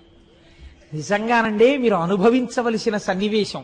రామేశ్వరం వెడుతున్నప్పుడే మీకు తెలియకుండా మీరు భవసాగరాన్ని దాటుతారేమో అనిపిస్తుంది నాకు. అంత గొప్ప అనుభూతి. వెళ్ళని వాళ్ళు ఉంటే ఒక్కసారి కాశీ వెళ్ళి గంగ పట్టుకుని రామేశ్వరం వెళ్ళే ప్రయత్నం చెయ్యండి. ఈశ్వరుడికి చెప్పండి, ఈశ్వరా నన్ను తీసుకెళ్ళని అడగండి. నిజాయితీతో ఈశ్వరుణ్ణి అడిగితే ఈశ్వరుడు తీసుకెడతాడు. కానీ ఒకచో నేను చదివాను, దాని ప్రామాణికత ఎంత అన్నది పక్కనుంచండి. కాశీ వెడతానని సంకల్పం చేసి వెళ్ళలేకపోతే ఆర్తి పొందితే కాశీ వెళ్ళిన పుణ్యం ఇస్తారట. రామేశ్వరం వెడతానని సంకల్పం చేసి వెళ్ళకపోతే మహాపాపాన్ని ఖాతాలో వేస్తారు. కాబట్టి రామేశ్వరం వెడదామనుకుంటున్నానండి అనకూడదు. ఈశ్వరుడు నన్ను రామేశ్వరం తీసుకెళ్లాలని ప్రార్థిస్తున్నానండి అనాలి. ఆయన మీద పెట్టేయాలి. పెట్టేస్తే ఇప్పుడు ఆయన తీసుకెడతాడు, మీకు గొడవ ఉండదు. కాబట్టి కాశీ విషయంలో అలా అనండి, రామేశ్వరం విషయంలో ఇలా అనండి. ఎందుకైనా మంచిదని స్థానిక భద్రతా సూచనగా 3వ నెంబర్ ప్రమాద పతాకాన్ని ఎగరేశాం. ఏమండి, అందుచేత ఈశ్వరానుగ్రహము చేత ఆ ఈశ్వరుడే మనని కాశీ రామేశ్వరముల దర్శనము చేయించి మనకి అటువంటి అనుభూతిని, అటువంటి జ్ఞానాన్ని, అటువంటి భక్తిని, అటువంటి భవసాగర తరణము చేయగలిగినటువంటి అదృష్టాన్ని ఈశ్వరుడి యొక్క నిర్హేతుక కృపా కటాక్షముగా మన యందు ప్రకాశించుగాక. బహుశః ఇవాళ జ్యోతిర్లింగములు పూర్తవుతాయని నేను అనుకుంటున్నాను. ఆ పైన ఈశ్వరేచ్ఛ. అయితే ఇవాళ జ్యోతిర్లింగాలు పూర్తయితే రేపు ఏముంటుంది అన్న దాని గురించి అంటే ఒక చాప్టర్ పూర్తయినట్లు. కాబట్టి రేపటి రోజు నేను శివమహాపురాణాంతర్గతం అంత విశేషముగా అది కాకపోయినా అష్టమూర్తి తత్వము అని ఒకటి ఉంది కాబట్టి దాన్ని అనుసంధానం చేస్తూ బహుశా రేపు ఒక్కరోజు సరిపోదేమో.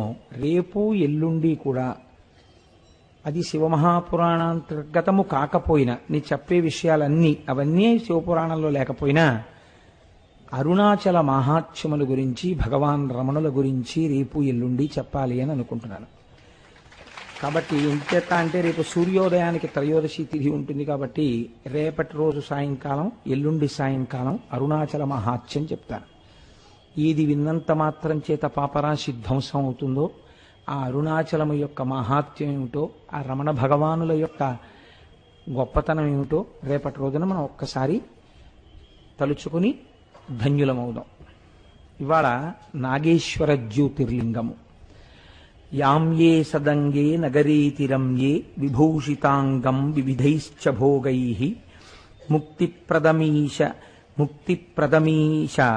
ముక్తిప్రదమీశమేకం శ్రీనాగనాథం శరణం ప్రపద్యే.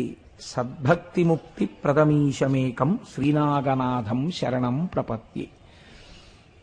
సద్భక్తిని, ముక్తిని రెండింటినీ ఇయ్యగలిగినటువంటి నాగనాథునకు నమస్కరించుచున్నాను. నాగనాథుడు అంటే ఒక విషయాన్ని గుర్తుపెట్టుకోండి. ఇక్కడ ఉన్నటువంటి అర్థాన్ని పురస్కరించుకొని నాగనాథుడు అంటే విశేషమైన పూజనీయుడు. చాలా పూజనీయుడైనటువంటి వారెవరో వారిని నాగనాథ శబ్దంతో పిలవడం ఒక అలవాటుగా ఉంది. కాబట్టి సద్భక్తి ముక్తి ప్రదమీశమేకం శ్రీనాగనాథం శరణం ప్రపత్యే. అటువంటి నాగనాథునకు నేను శరణాగతి చేయుచున్నాను. ఈ లింగము దేని కొరకు వచ్చినది, దీని ఆవిర్భావము వెనకాతల ఉండేటటువంటి కారణం ఏమిటి, ఇది నేను చెప్పే ముందు ప్రతి జ్యోతిర్లింగాన్ని గురించి నేను ప్రారంభం చేసేటప్పుడు ఒక నేపథ్యాన్ని మీకు అందించే ప్రయత్నం చేస్తున్నాను. అప్పుడు మీరు ఆ జ్యోతిర్లింగం గురించి స్మరించినప్పుడు ఆ పవిత్రమైన కారణాన్ని ఊహించి మీరు సంతోషిస్తారు. మీరు ఒక విషయాన్ని పరిశీలన చేయండి. ఒక తల్లి, ఒక తండ్రి ఉన్నారు. తండ్రి గారు చాలా వందనీయుడు. లోకమునందు ఆయనని తిరస్కరించేటటువంటి వారు కానీ, ఆయన మాటని అలక్ష్యం చేసేవాళ్ళు కానీ ఎవరో తప్ప ఉండరు. ఎవరో తప్ప ఉండరు అని నేను ఎందుకంటున్నానంటే, ఎంత పూజనీయుడికి ఎవడో ఒకడు వేలు పెట్టేవాడు ఉంటాడు, చూపించేవాడు. కనుక ఈశ్వరుడి విషయంలోనే అందరూ పూజించేవాళ్ళు లేనప్పుడు ఎవరిని నేను ఉదాహరణ చూపించగలను.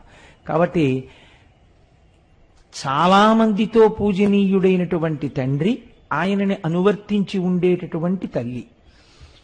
ఇంత గొప్ప తల్లిదండ్రులు ఉన్నారు. వాళ్ళకి ఒక 10 మంది పిల్లలు ఉన్నారు. 10 మంది పిల్లలలో ఒక 9 పిల్లలు బహుయోగ్యులు, చాలా మంచివాళ్ళు. తల్లిదండ్రులు ఎలా చెప్తే అలా ప్రవర్తించేటటువంటి వాళ్ళు. ఒక్కడు మాత్రం చాలా దుందుడుకు స్వభావము కలిగినటువంటి వాడు. చాలా ఇబ్బంది పెట్టేటటువంటి వాడు. ఇప్పుడు తల్లిదండ్రుల మనస్సు ఈ పిల్లవాణ్ణి కేవలము చంపేద్దామని ఉంటుందా, లేకపోతే వాడు మా పిల్లాడు కాదండి అని చెప్పి వదిలిపెట్టేస్తారా, వాణ్ణి కూడా ఎలాగో అలా మారుద్దామనేటటువంటి ప్రయత్నం చేస్తారా? తల్లిదండ్రులు అన్న వాళ్ళు మార్చాలని ప్రయత్నిస్తారు కదండి. మీరు అందుకే చూడండి, శివతత్వమునందు ఒక చిత్రం ఉంటుంది. శివారాధనము రాక్షసులు చేస్తారు, శివారాధనం ప్రమదగణాలు చేస్తారు, శివారాధనం భూతప్రేతాది గణాలు చేస్తాయి, శివారాధనం మహాభక్తులు చేస్తారు, శివారాధనం జ్ఞానమును అపేక్షించినటువంటి వారు చేస్తారు, శివారాధనం ఐశ్వర్యం కావలసిన వాళ్ళు చేస్తారు, ఆపద పోవాలనుకున్న వాళ్ళు శివాభిషేకం చేస్తారు. శివారాధనము చేయనటువంటి వారు మీకు కనపడరు. సమస్త జగత్తునందు భూతప్రేతములు కూడా శివుణ్ణి ఆరాధిస్తాయి. ఎందుకు ఆరాధిస్తాయంటే వాళ్లే మరి తల్లిదండ్రులు లోకానికి. జగత పితరవ్ వందే పార్వతీ పరమేశ్వరవు. దారి తప్పిన బిడ్డలు వాళ్ళు, దారిలో ఉన్న బిడ్డలు కొంతమంది. అంత మాత్రం చేత వాళ్ళు బిడ్డలు కాకుండా ఎలా పోతారండి? కాబట్టి తండ్రి గారు ఎంత గొప్పవాడైనా, వాళ్ళు ఎంత దుందుడుకు స్వభావులైనా, తండ్రి గారి ఇంట్లో ఒక గొప్ప శుభకార్యం జరుగుతోందనుకోండి, తనకో షష్ఠి పూర్తో సహస్రచంద్ర దర్శనోత్సవం జరుగుతోందనుకోండి, ఆ కొడుకుని కోడల్ని పిలవకుండా ఉంటారేంటి? పిలుస్తారు. మీకు ఇంకొక గమ్మత్తు ఏమిటో తెలుసా అండి? అసలు ఇలా వెనకబడిపోయినటువంటి కొడుకు కోడలకే కొంచెం ఓ 1000 రూపాయలు ఎక్కువ పెట్టి బట్టలు కొంటారు. వాడి మొహం, వాడు ఎప్పుడన్నా ఓ రూపాయి దాచుకున్నాడా, వాడికి శుభ్రమైన బట్టలు కూడా ఉన్నాయో లేదో రేపు పొద్దున్న ఆ జరగబోయే వేడుకలో వేసుకోవడానికి అని వీళ్లే మంచి బట్టలు కొని ఈ బట్టలు వేసుకుని రారా అని వెంట తీసుకెడతారు. వీడిని బాగా దగ్గర ఉంచుకుంటారు. ఎందుకో తెలుసా అండి? వీడిని దగ్గర ఉంచుకోకపోతే 9 మంది అలా అయినా ఉంటారు. వీడు ఈ వేడుక వదిలేసి జారిపోయి ఎక్కడో ఏ తప్పు పనో చేస్తుంటాడు. కాబట్టి వీడిని ఒరే నువ్వు నా దగ్గరే ఉండు, నువ్వు నా దగ్గరే ఉండంటాడు తండ్రి. తన పరువు పోగొట్టుకోకుండా ఉండాలి, వాడిని రక్షించాలి అని దగ్గర పెట్టుకుంటాడు. ఇది ఎటువంటి స్వభావం? తండ్రి స్వభావం, తల్లి స్వభావం కదండి. కాబట్టి ఒకచో రాక్షసుల్ని రక్షించినా మీరు ఆశ్చర్యపోకర్లేదు. అందుకే శివతత్వం చాలా గంభీరంగా ఉంటుంది, చాలా ఆశ్చర్యకరంగా ఉంటుంది. రాక్షసుల చేత కూడా ఆయన ఆరాధింపబడడం వెనకాతల కారణం ఇదే. ఆరాధింపబడడానికి, ఇంకా అందరి చేత ఆరాధింపబడడానికి ఉన్నటువంటి జగత్తుకి తల్లిదండ్రులు వాళ్లే. సనాతనులైన ఉమామహేషులు అన్నట్టుంది రుక్మిణీదేవి. అంతకన్నా సనాతనులు ఎవరున్నారు కనుక. కాబట్టి చూడండి, ఇప్పుడు ఆ నాగేశ్వర జ్యోతిర్లింగము గురించి మాట్లాడుతూ అంటారు, దారుకనాగరక్కసియు తత్పతి దారకుడు ఉగ్రమూర్తి విస్తార బలంబుతో అపరసాగర తీరవనస్థలిన్ బొరింజేరి సమస్త భూప్రజకు సిగ్గులు కూర్చుచునున్న ఔర్వుడం ధీరమునిన్ శివవ్రతుని దివ్యులు మౌనులు చేరి ఆర్తియై. దారుకుడు, దారుకి వాళ్ళిద్దరూ రాక్షస దంపతులు. వాళ్ళు ఏదో శివ శివ, రుద్ర రుద్రాణి, భవ భవాని లాగా వాళ్ళ పేర్లు కూడా అంత అందంగా కలిశాయి. అందుకని దారుకుడు, దారుకి వాళ్ళిద్దరూ రాక్షస దంపతులు. వాళ్ళకు బోలెడంత సంతానం. వాళ్ళు కలిసి ఒక సముద్ర తీరానికి చేరారు. చేరి వాళ్ళ పని ఏమిటి అంటే, ఆకలేసినప్పుడు తింటే రాక్షసత్వం అందరం. వాళ్ళ తత్వం ఎలా ఉంటుందో తెలుసా అంటే, రాక్షస తత్వము అని పేరు ఏమిటంటే, ఒకవేళ ఎవడైనా వెళ్ళి నేను చచ్చిపోతానన్నాడు అనుకోండి, వాడిని చావనివ్వరు వాళ్ళు. నేను బతుకుతానన్నాడు అనుకోండి, చంపేస్తారు వాడిని. అంటే అవతల వాడి మనస్సుకి ఏది ఖేదము కల్పిస్తుందో అది చేసేవాడే రాక్షసుడు. మీరు చూడండి, అందుకే సుందరకాండలో సీతమ్మ తల్లి మాట అంటుంది, ఇక్కడ చచ్చిపోదామంటే విషం ఇచ్చేవాడు లేడు, కత్తిచ్చేవాడు లేడంటుంది. పోని చచ్చిపోతానంటే చావనివాడు రావణాసురుడు. ఇది రాక్షస ప్రవృత్తి. అంతటి స్థితిలో ఉన్నవాడు ఏం చేస్తూ ఉంటాడు అంటే, ఎవడికి ఏది ఇష్టమో అది వాడిని చేయనివాడు వాడు. ఇక్కడ మీరు ఒక చిత్రం కనిపెట్టాలి. ఒకటి సినిమాకి వెళ్ళడం ఇష్టం అనుకోండి, వీడు వెళ్ళి బుకింగ్ మూసేసి సినిమా లేదు ఇవ్వాలన్నాడు అనుకోండి, దానివల్ల ఏమి ప్రమాదం వచ్చేదు. వాడిని వేడుకుని ఇంకో షో వేసుకుంటారంతే. కాకపోతే అంతకన్నా ప్రమాదం ఏమొస్తుందండి? ఇవాళ రైతు బజారు ముగించేస్తున్నాం అన్నారు అనుకోండి, అప్పుడు చెట్టుకు తింటారు. ఏం చేస్తారు? దానివల్ల ప్రమాదం రాదు. ప్రమాదం ఎప్పుడు వస్తుందో తెలుసా అండి? వీడు ఒక మహాభక్తుడి జోలికి వెళ్ళడం మొదలెడతాడు. ఇప్పుడు ఆయనకి ఏమి ఇష్టం? ఆయనకి కాయగూరలు కొనుక్కోవడం, సినిమాకి వెళ్ళడం ఇష్టం కాదు. ఆయనకి ఈశ్వరారాధన ఇష్టం. ఆయన ఈశ్వరారాధన చేసుకుంటానంటాడు. పోనీ చేసుకోవడానికి ఆయన 4 గంధపు చెక్కలు, 2 విభూతి పళ్ళు, 3 శివలింగాలు, ఇవేం తేడో. ఆయన ఊరికి దూరంగా వెళ్ళిపోయి అడవిలోనో కూర్చుని అంతర్ముఖుడై ధ్యానం చేసుకుంటూ అలా కూర్చుని ఒక చిత్రాసనం మీద కూర్చుని చక్కగా భగవంతుణ్ణి ధ్యానం చేస్తాడు. ఈయనకి అది ఇష్టం ఉండదు. నువ్వెందుకు చేయాలి ధ్యానం అంటాడు. నువ్వెందుకు చేయాలి ధ్యానం అంటే నాకు అది ఇష్టం. పోనీ ఈయన ధ్యానం చేసుకోవడం వల్ల ఈయనకి ఏమైనా ఇబ్బంది ఉందా? ఈయన్ని పాడి చేయడానికి ఆయన తపస్సు చేయట్లేదు, ఆయన ఉద్ధరణకు ఆయన చేసుకుంటున్నాడు. కానీ వాడు ఒప్పుకోడు. ఒప్పుకోను నువ్వు మానేయి అండవు. వాళ్ళ గడ్డాలు పీకేస్తాడు, మీసాలు పీకేస్తాడు. అయ్య బాబోయ్, నరకాసురుడు చేసినటువంటి ఉద్ధతి గురించి మాట్లాడారు. వాడు ఎంత దారుణం చేసేవాడంటే ఈ ఋషిగడ్డం ముడిపెట్టి అందులో కూర్చుని ఉయ్యాలు దిగేవాడు వాడు. అదో సరదా. అంటే ఎంత బాధ పెట్టగలరో అంత బాధ పెడుతూ ఉంటారు. కాబట్టి ఇప్పుడు మిగిలిన వాళ్ళ జోలికెడితే ఈశ్వరుడు ఏం కల్పించుకోడు. ఎందుకంటే వాళ్ళు ఏదో లౌకికంలో తిరుగుతున్నారు, వాళ్ళకి ఇది కాకపోతే అది ఇంకోటి దొరుకుతుంది వాళ్ళకి. కానీ ఈశ్వరుడు తప్ప ఇంకోటి లేడు వాళ్ళకి. ఈశ్వరుణ్ణే పట్టుకోవాలి, వాడిని పట్టుకొనివ్వడం. పట్టుకోనివ్వకపోతే ఇప్పుడు ఏం చేయాలి? వాళ్ళు ఎవరికి మొరపెట్టుకుంటారు? ఈశ్వరుడికే మొరపెట్టుకుంటారు. ప్రమాదం ఇప్పుడు వస్తుంది వాళ్ళకి. అప్పటి వరకు రాక్షసులకు ప్రమాదము రాదు. మీరు చూడండి, ఏ పురాణం చూసినా భగవంతుని జోలి కన్నా భగవద్భక్తుల జోలికి వెళ్ళినప్పుడే రాక్షసులు ఇబ్బంది పడతారు. కాబట్టి ఇప్పుడు ఈ దారుకి చాలా మందిని హింసించారు, చాలా మందిని తినేశారు, ఏమవ్వలేదు. కానీ వాళ్ళు ఒకానొకప్పుడు అందరు ప్రజలని బాధ పెడుతూ భగవద్భక్తుల జోలికి కూడా వెళ్ళారు. వెడితే వాళ్ళు ఔరుడనేటటువంటి ఒక మహర్షి యొక్క పాదములను పట్టుకొని శరణాగతి చేశారు. ఆయన గొప్ప తపశ్శక్తి కలిగినటువంటి వాడు ఔరువుడు. మీరే భగవన్. మీరు చూడండి, పౌరాణిక సాహిత్యమునందు ఒక చిత్రం ఉంటుంది. పెద్దల్ని సంబోధన చేసేటప్పుడు, పెద్దలనగా మహర్షులను సంబోధన చేసేటప్పుడు భగవన్ అని పిలుస్తారు. రామచంద్రమూర్తి విశ్వామిత్రుడిని హే భగవన్ అని పిలిచేవాడు. సాక్షాత్ భగవంతుడిగానే భావన చేస్తారు. భగవంతుడి పాదములు పట్టుకోవడానికి, పరమ భాగవతోత్తముడి పాదములు పట్టుకోవడానికి అభేదంగా చూస్తారు. పైగా ఈశ్వరుడు అన్నాడు ఒక మాట, సమస్త క్షేత్రముల యొక్క తీర్థముల యొక్క సారం ఎక్కడుంటుందో తెలుసా? పరమ భాగవతోత్తముల పాద ధూళి యందు ఉంటుంది. వాళ్ళకి నమస్కరించినప్పుడు ఆ పాదధూళి తల మీద పడితే వాడు భూమండలంలో ఉన్న క్షేత్రాలన్నీ దర్శనం చేసిన ఫలితం వేస్తున్నాను అన్నాడు. కనుక ఇప్పుడు వాళ్ళు ఔరువ మహర్షి దగ్గరికి వెళ్ళారు. వాళ్ళకి ధర్మ సూక్ష్మం తెలుసు కాబట్టి. ఎందుకు వెళ్ళాలి ఔరువుడి దగ్గరికి? ఏం భగవంతుడికి మొరపెట్టచ్చుగా? మొరపెట్టే అవకాశం వాళ్ళు ఇవ్వరు. మొరపెట్టడానికి ఎక్కడో నించోవాలి కదండి.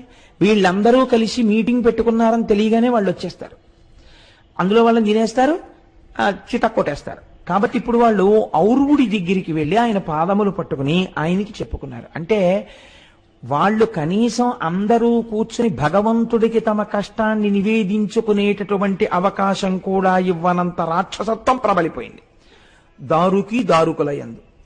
వాళ్ళు వెళ్ళి ఔరువుడితో చెప్పారు, వలతివి నీవు రక్కసుల పాల్పడనీక జనంబునేల, నీ వలన భయంబు బాపికొన వచ్చితిమిందరమన్ననాతడున్, కలులగు దానవాధములు కల్మషమారసి, దైత్యులీ ధరాతలమును బాసి, వీరుకడ తాము చెరింతురుగాక వికరన్.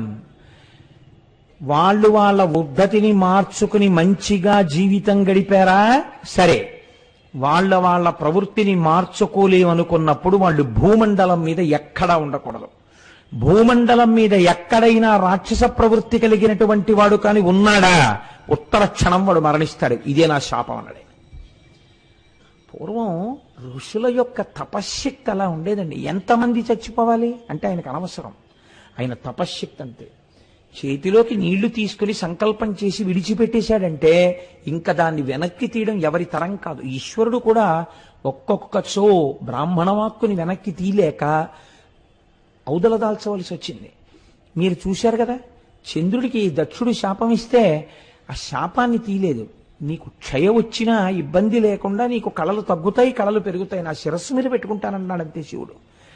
కాబట్టి తపశ్శక్తి కలిగినటువంటి వాడి యొక్క వాక్కు చాలు బ్రహ్మాస్త్రమై కూర్చుంటుంది. కనుక ఇప్పుడు ఆయన ఏమన్నాడు అంటే, మిమ్మల్ని ఇంత బాధ పెడుతున్నారు కనుక, ఆయనకేదో కోపం, వాళ్ళ మీద పక్షపాతం, వాళ్ళ మీద కోపం లేవు, నిష్కారణంగా బాధ పెడుతున్నారు కనుక, మీ పని మిమ్మల్ని చేసుకోనివ్వట్లేదు కనుక.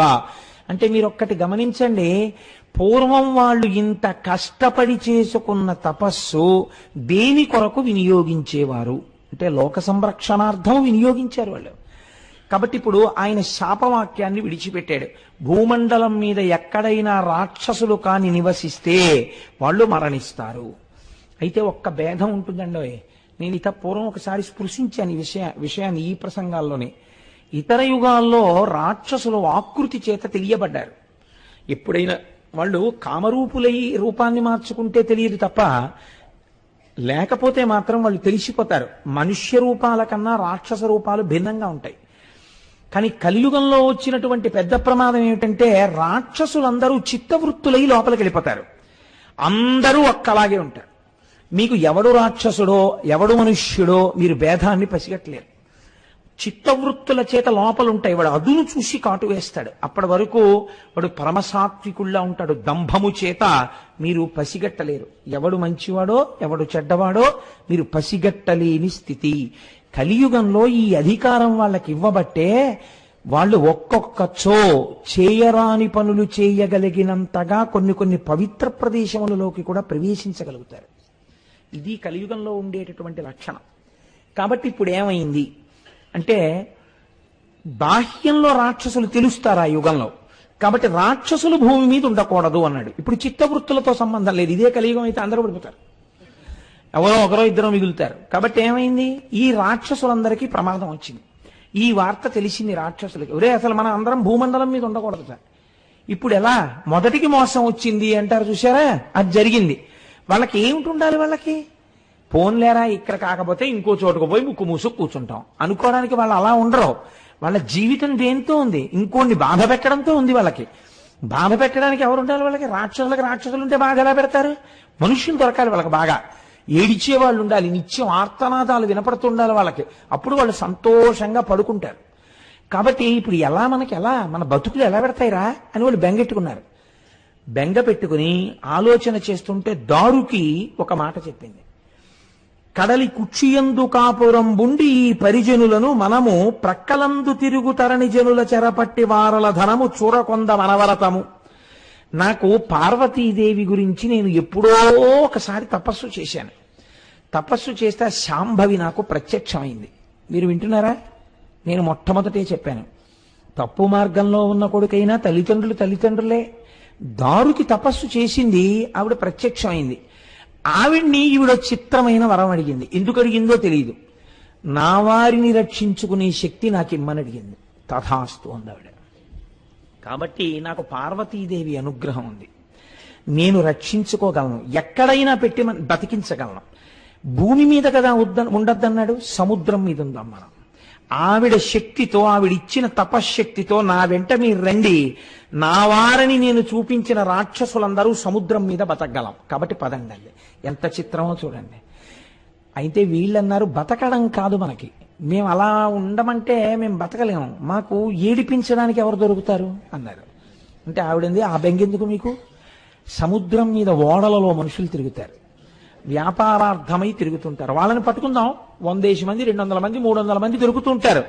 అక్కడే మనం కారాగారాలు నిర్మిద్దాం, వీళ్ళందరినీ తీసుకెళ్లి అందులో పారేద్దాం, గిల్లుదాం, కొడదాం, ఏడిపిద్దాం. ఏడుస్తుంటారు.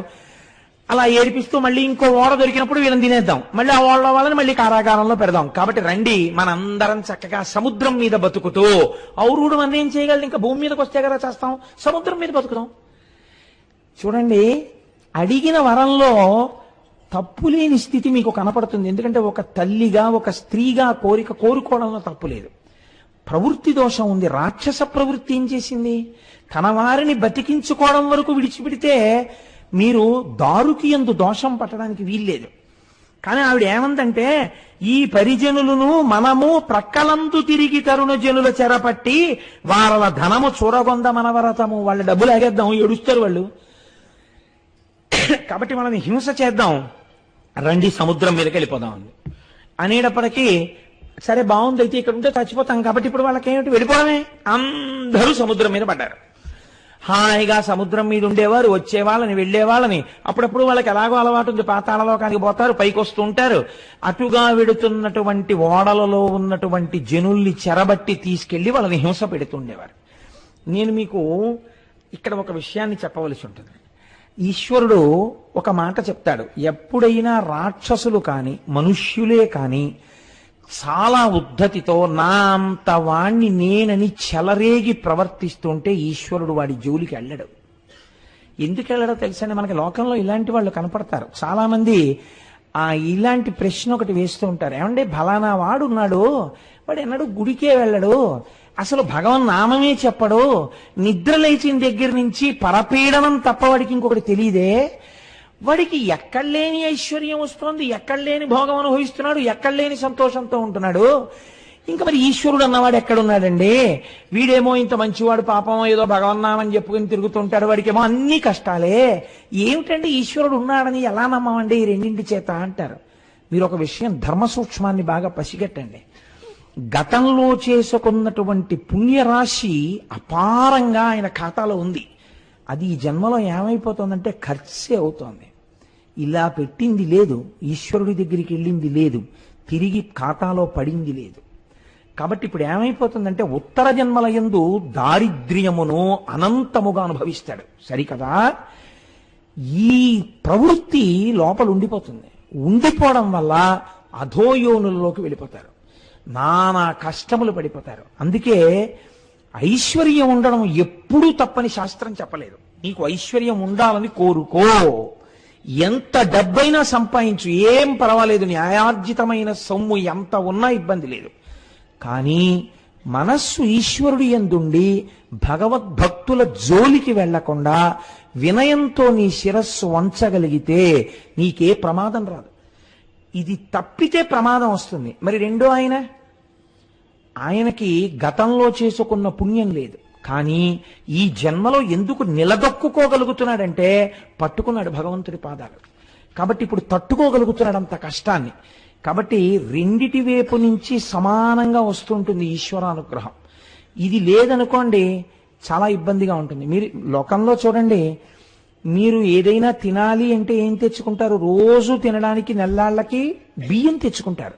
తెచ్చుకున్న బియ్యాన్ని కంచంలో పోసుకుని కందిపప్పు వేసుకుని తినరుగా, ఉడికించుకుని తినాలి. ఉడికించుకోకపోతే మీరు తినడానికి ఆ బియ్యం పనికిరావు. అలాగే ఇక్కడ మీరు సంపాదించినటువంటి ఐశ్వర్యం గత జన్మలలో పుణ్యాన్ని ఖర్చు చేస్తుంది. ఖర్చు చేసేసి ఐశ్వర్య రూపంలో కటాక్షిస్తుంది. ఇప్పుడు ఇది మీ పూర్వపుణ్యం అయిపోతుంది. రోజు రోజుకి బ్యాంకులో విత్డ్రాయల్ ఫామ్ ఇచ్చినట్టే తరిగిపోతుంటుంది.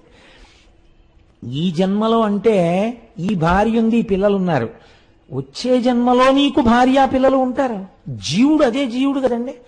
వీళ్ళు ఇక్కడ శరీరాలతో ఉంటారు, మరి తను మళ్ళీ కొత్త భార్య కొత్త పిల్లలు సిద్ధం. వాళ్ళని ఏం పెట్టి పోషిస్తావు? వాళ్ళు నిన్ను సంతోషంగా నువ్వు చూస్తున్నావనడానికి నువ్వేం చేస్తావు? అప్పుడు నువ్వు చేసుకున్న పుణ్యం నిన్ను కాపాడాలి. కాబట్టి నువ్వు మార్చుకోవలసి ఉంటుంది. ఇక్కడ ద్రవ్యాన్నే ఊర్ధ్వలోకములలో సుఖపడడానికి వీలైనటువంటి ధనంగా మారుస్తారు. దీన్నే ద్రవ్యమును కాయిక సేవను మానసిక సేవను పుణ్యముగా మార్చుట. ఇప్పుడు ఏం చేశాడు? తనకున్న ద్రవ్యంలో నోర్మై మీకు ఇచ్చేది మీకు ఇచ్చాను అంటాడు. 1000 రూపాయలు పట్టుకెళ్ళి అన్నదానం చేస్తాడు. అన్నదానం చేస్తే ఏమైంది? మళ్ళీ ఉత్తర జన్మలలో తన భార్యాబిడ్డలకు అన్నం పెట్టుకోవడానికి అవకాశం వచ్చింది. ఇది కూడా పాత్ర తిరిగి దానము. మళ్ళీ ఇదో చిత్రం అండి. మీరు ఏదో అన్నం పెడదామని శుభ్రంగా ఇంట్లో వండుకు తినగలిగినటువంటి వాళ్ళని 10 మందిని పిలిచి భోజనం పెట్టారు అనుకోండి, ఉత్తినే అయిపోసం లేదు ఏమీ లేదో పెట్టారు, వాళ్ళు తిన్నారు, కొంత ఫలితం వేస్తారు, కాదనరు. ఎందుకంటే క్షుత్ ఆకలి తీరింది కాబట్టి ఫలితమే. ఆకలితో అలమటించిపోతున్నాడు ఒకడు, వాడికి అన్నం పెట్టారు, ఫలితాన్ని ద్విగుణీకృతం చేస్తారు, పెంచేస్తారు. ఆయన అసలు ఆకలేసినా ఒకరిని అడగడు, అటువంటి వాడు. ఒక సాధు పురుషుడు మహానుభావుడు, ఆయనకి పెట్టారు, మీరు 1,000,000 మందికి అన్నం పెట్టిన ఫలితాన్ని మీ ఖాతాలో వేస్తారు. పాత్రతని బట్టి దానశక్తి మారిపోతుంది. అందుకే క్షేత్రములకు వెళ్ళినప్పుడు తప్పకుండా అన్నదాన నిమిత్తం కొన్ని ప్రముఖమైన సంస్థల్లో ద్రవ్యాన్ని ఇచ్చి రావడం అనేటటువంటి అలవాటు మన వాళ్ళకి ఏర్పడింది సనాతన ధర్మంలో. ఇది మిమ్మల్ని రక్ష చేస్తుంది. పైగా మీరు కట్టి వెళ్ళిపోయారు, ఇంకొక జీవుడి రూపంలోకి వెళ్ళిపోయారు. వెళ్ళిపోయినా ఇక్కడ కట్టినటువంటి డబ్బు మీద వచ్చేటటువంటి వడ్డీతో అన్నం పెట్టారు. ఈ ఖాతా ఇక్కడే పడుతూ ఉంటుంది. పడి ఏం చేస్తుందంటే ఉత్తరోత్తర పడుతుంది. మీరు చూడండి, వీళ్ళ తాతగారు ఎవరో తెలుసా అండి? ఫలానా ఆయన అంటే చిన్న బుచ్చుకుని అంటారు పెద్దలు, ఏమయ్యా మీ తాత ఎటువంటి వారో తెలుసా? మహానుభావుడయ్యా, లోకపూజితుడు. ఏమయ్యా ఇలా తయారయ్యాయి మీ కుటుంబాలు, ఏమిటి మీ ఇల్లు అని అడుగుతారు. అంటే ఏమైపోయింది? ఉపాసన మధ్యపతనం అయిపోయింది. ఒక్కొక్క చో పాడవుతుంది. అలా కారణమేమి? ఎవరి జోలికో, భగవంతుని యొక్క భక్తుల జోలికి వెళ్ళడం ప్రమాదం. మీరు జ్యోతిర్లింగం కథని వినడానికి కోటేశ్వరరావు ప్రవచనం ఎందుకండి? మీరు పుస్తకం పట్టుకుంటే hardly it is 1.5 pages story, that's all. మీరు 1.5 పేజీల కథాసారాంశాన్ని మీరు చదువుకోలేని వారు కాదు. దాన్ని మీరు చదువుకోవచ్చు కాదు. దానిలో ఉండేటటువంటి ధర్మ సూక్ష్మాన్ని జీవితంలో పసిగట్టి దారి తెలుసుకుని ఆ వెలుతురు వైపుకి అడుగులు వేయడానికి అది జ్యోతిర్లింగమైంది. నువ్వు ఆ పొరపాటు చెయ్యకుండా వెలుతురు వైపుకి నీ అడుగులు వేయి అని చెప్పడానికి జ్యోతిర్లింగం వచ్చింది. అందుకే మనకి ఒక మాట చెప్తారు పెద్దలు, కొందరి ఎందు దోషమెంచకు. మీరు చూడండి, మనకి ఇది నేర్పడం కోసమే పురాణాలు ఒకటి చెప్తాయి. వశిష్ఠుడు ఎలా పుట్టాడు అని మీరు అడిగారు అనుకోండి, ఆయన ఏదో కలశ సంభవుడు, ఒక నీటి కలశంలోంచి పుట్టాడు అంటారు. లేకపోతే శుకమహర్షి ఎలా పుట్టారు అన్నారు అనుకోండి, వ్యాస మహర్షి ఒక చిలుకని చూస్తూ ఘృతాచియందు బుద్ధి ప్రేరణ జరిగితే వీర్యం స్ఖలనమై శుకుడు పుట్టాడు అంటారు. వెంటనే మీరు దాని మీద హేతువులు విచారణ చేశారనుకోండి, పెద్దలు అంటారు చెయ్యవచ్చు, కానీ అది పెద్దల యందు తెలుసుకునే రీతిలో తెలుసుకుంటే మీరు ఆశ్చర్యపోతారు. కానీ మీకు తెలుసుకోకుండా ఇవన్నీ కాకమ్మ కథలండి అన్నారు అనుకోండి, వెంటనే ఏం వేసేస్తారో తెలుసా అండి? అపారమైన పాపాన్ని తీసుకొచ్చి మీ ఖాతాలో వేస్తారు. మహాత్ముల జననమును విచారించకు, నిషిద్ధం పెట్టారు. అందుకే వాళ్ళ పుట్టుక సంగతి నీకెందుకు, వాళ్ళు ఏం చెప్పారో నువ్వు ఆచరించు. మన వాళ్ళు అందుకే పెద్దల జోలికి వెళ్లకుండా చట్టం కట్టేశారు. తెలియక పెడతాడేమో, వెళ్ళాడో ఇబ్బంది వచ్చేస్తుంది. ఇప్పుడు చూడండి ఎక్కడొచ్చిందో ఇబ్బంది. అక్కడుండి వాళ్ళని వీళ్ళని పట్టుకుని ఏదో ఇబ్బందులు పెడితే ఇబ్బంది రాలేదు. ఆ ఓడలో వెళ్ళిపోతున్న వాళ్ళు సుప్రియుడనబడేటటువంటి ఒక వైశ్యుడున్నాడు. భక్తికి కులంతో సంబంధం లేదండి. నాయనార్లలో ఎంతమందో బ్రాహ్మణేతరులు. బ్రాహ్మణుడైనటువంటి వాడి కన్నా బ్రాహ్మణేతరుడైనటువంటి వాడినే పరమభక్తుడిగా శాస్త్రం కొన్ని మర్యాదలతో చెప్పింది. మీరు నన్ను క్షమిస్తే ఒక మాట చెప్తాను, సంధ్యావందనము చేయనటువంటి బ్రాహ్మణుడి కన్నా భగవద్భక్తి ఉండి దూరం నుంచే ఒక బ్రాహ్మణుణ్ణి చూస్తే చాలు నమస్కరించేటటువంటి ఒక బ్రాహ్మణేతరుడు భగవంతుని దృష్టిలో 1,000,000 రెట్లు అధికుడు అని చెప్పింది శాస్త్రం. దానికేం అలాంటి తేడాలు ఉండవు. నీ విహిత కర్మాచరణమే నీకు లేదు, నీకెందుకు ఇవ్వాలి గౌరవం? నీకెందుకు నమస్కారం చెయ్యాలి? ఏది నీ విహిత కర్మాచరణం నీకు?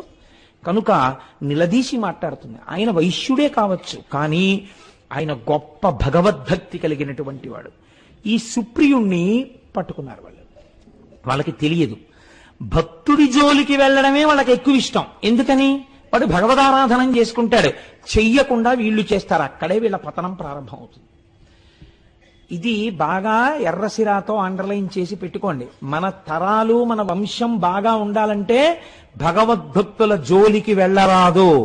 కాబట్టి ఇప్పుడు ఏమైంది? బందిగ నుంచి దాసజన వర్గముతో ధనమున్ హరింపగా బందిన వైశ్యుడుండి శివభక్తిని మానక పార్థివేశ పూజంతకు సల్పుచుండ ధనుజ ప్రభుడారసి వచ్చి వేగ ఈ చందముమాను నిట్టి నెడజాడ తలంచిన త్రుచివేశదన్. ఆయనకి దశదాసీజనం ఉన్నారు. గొప్ప ఐశ్వర్యవంతుడు, చాలా ధనం ఉన్నవాడు. ఆయన ఓడలోకి వెళ్లి ఆయన ధనాన్ని తీసేసుకున్నారు, ఆయన దాసదాసీజనాన్ని తీసేసుకున్నారు. ఆయన్ని బాగా కష్టం ఎలా పెట్టాలి? ఆయనకి ఎప్పుడు ఏది ఆయన చేసుకోవలసిన అవసరం లేనివాడు. అటువంటి వాణ్ణి తన పనులు తాను చేసుకునేటట్టు చెయ్యాలి, అది వాళ్ళకి సంతోషం. కాబట్టి ఇప్పుడు ఒక్కడిని తీసుకెళ్లి ఒక కారాగారంలో పెట్టారు. ఆయన అన్నట్ట, ఇవన్నీ ఉండడం ఇవన్నీ పోవడం ఈశ్వర ఇచ్ఛ, నాకు ఈశ్వరుడు చాలన్నాడు ఆయన. ఇది భగవద్భక్తి. భగవద్భక్తుడు అనడానికి గీటురా ఏమిటి? నా దాసదాసీ జనాలు లేరు, నా ధనం పోయింది అని ఏడుస్తూ కూర్చున్నాడు అనుకోండి, ఈశ్వరుడు రాడు. ఇవన్నీ ఒకనాడు ఇచ్చినవాడు ఈశ్వరుడు, తీసుకున్నవాడు ఈశ్వరుడు. నాకు ఈశ్వరుడి ఫోటో లేకపోవడం ఏమిటండి ఆరాధనకి అని ఆయన కారాగారంలో పెట్టినప్పుడు కారాగారంలో ఉన్న ధూళంతా పోగేశాడు. పోగేస్తే ఓ ఇంత శివలింగం అయింది. దాని మీద చుక్క నీళ్లు పోశాడు.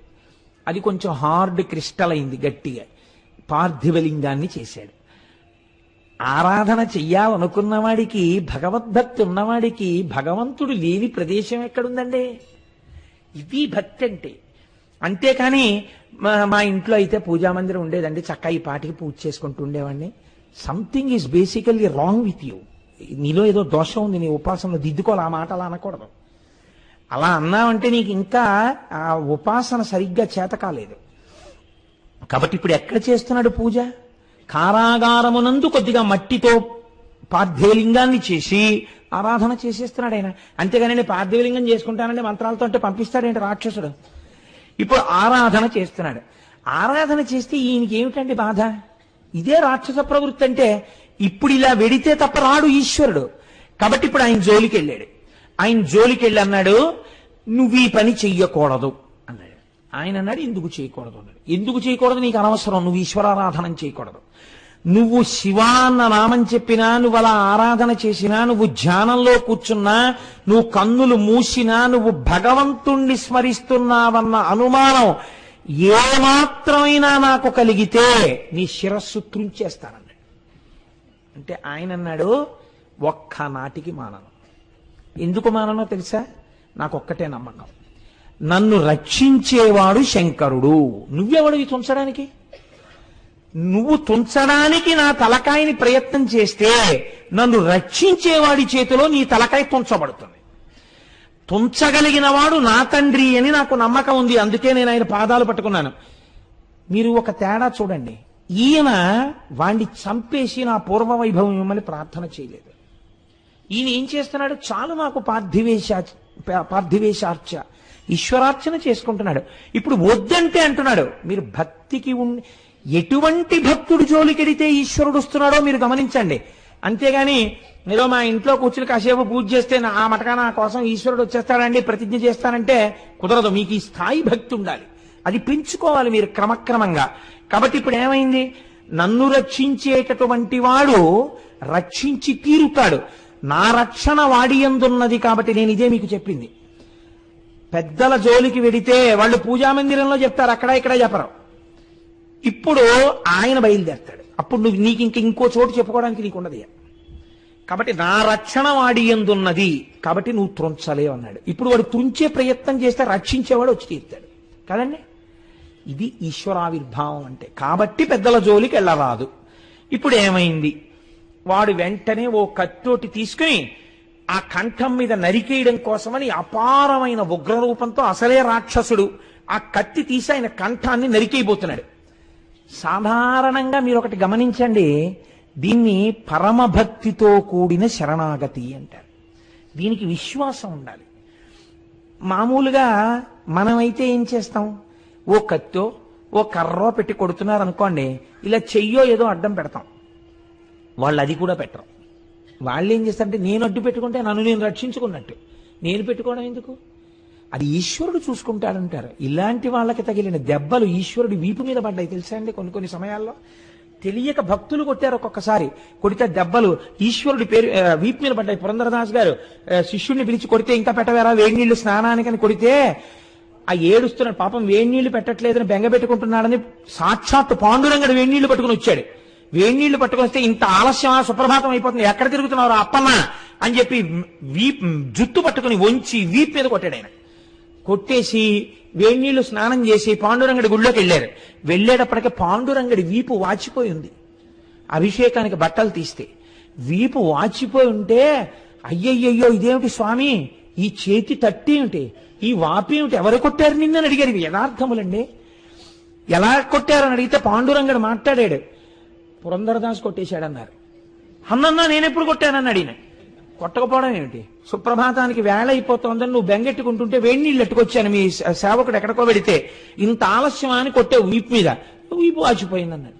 అయ్యయ్యో అప్పుడు ఏడిచాడు ఆయన పురంధరదాస్ గారు. కాబట్టి భక్తులకి అంత లొంగుతాడు, భక్తుల జోలికి వెళ్ళిన వాళ్ళకి అంత రుద్రరూపం అవుతాడు. ఇదే మహిమ్నా స్తోత్రంలో పుష్పదంతుడు అంటాడు, నమో నిధిష్టాయ ప్రియజవదవిష్టాయ చ నమో, నమ క్షోధిష్టాయ స్మరహర మహిష్టాయ చ నమో, నమో వర్షిష్టాయ త్రినయన అవిష్టాయ చ నమో, నమ సర్వస్మైతే తదిగమితి శర్వాయ నమః. బాగా దూరంగా ఉండేవాడు ఆయనే, బాగా దగ్గరగా ఉండేవాడు ఆయనే.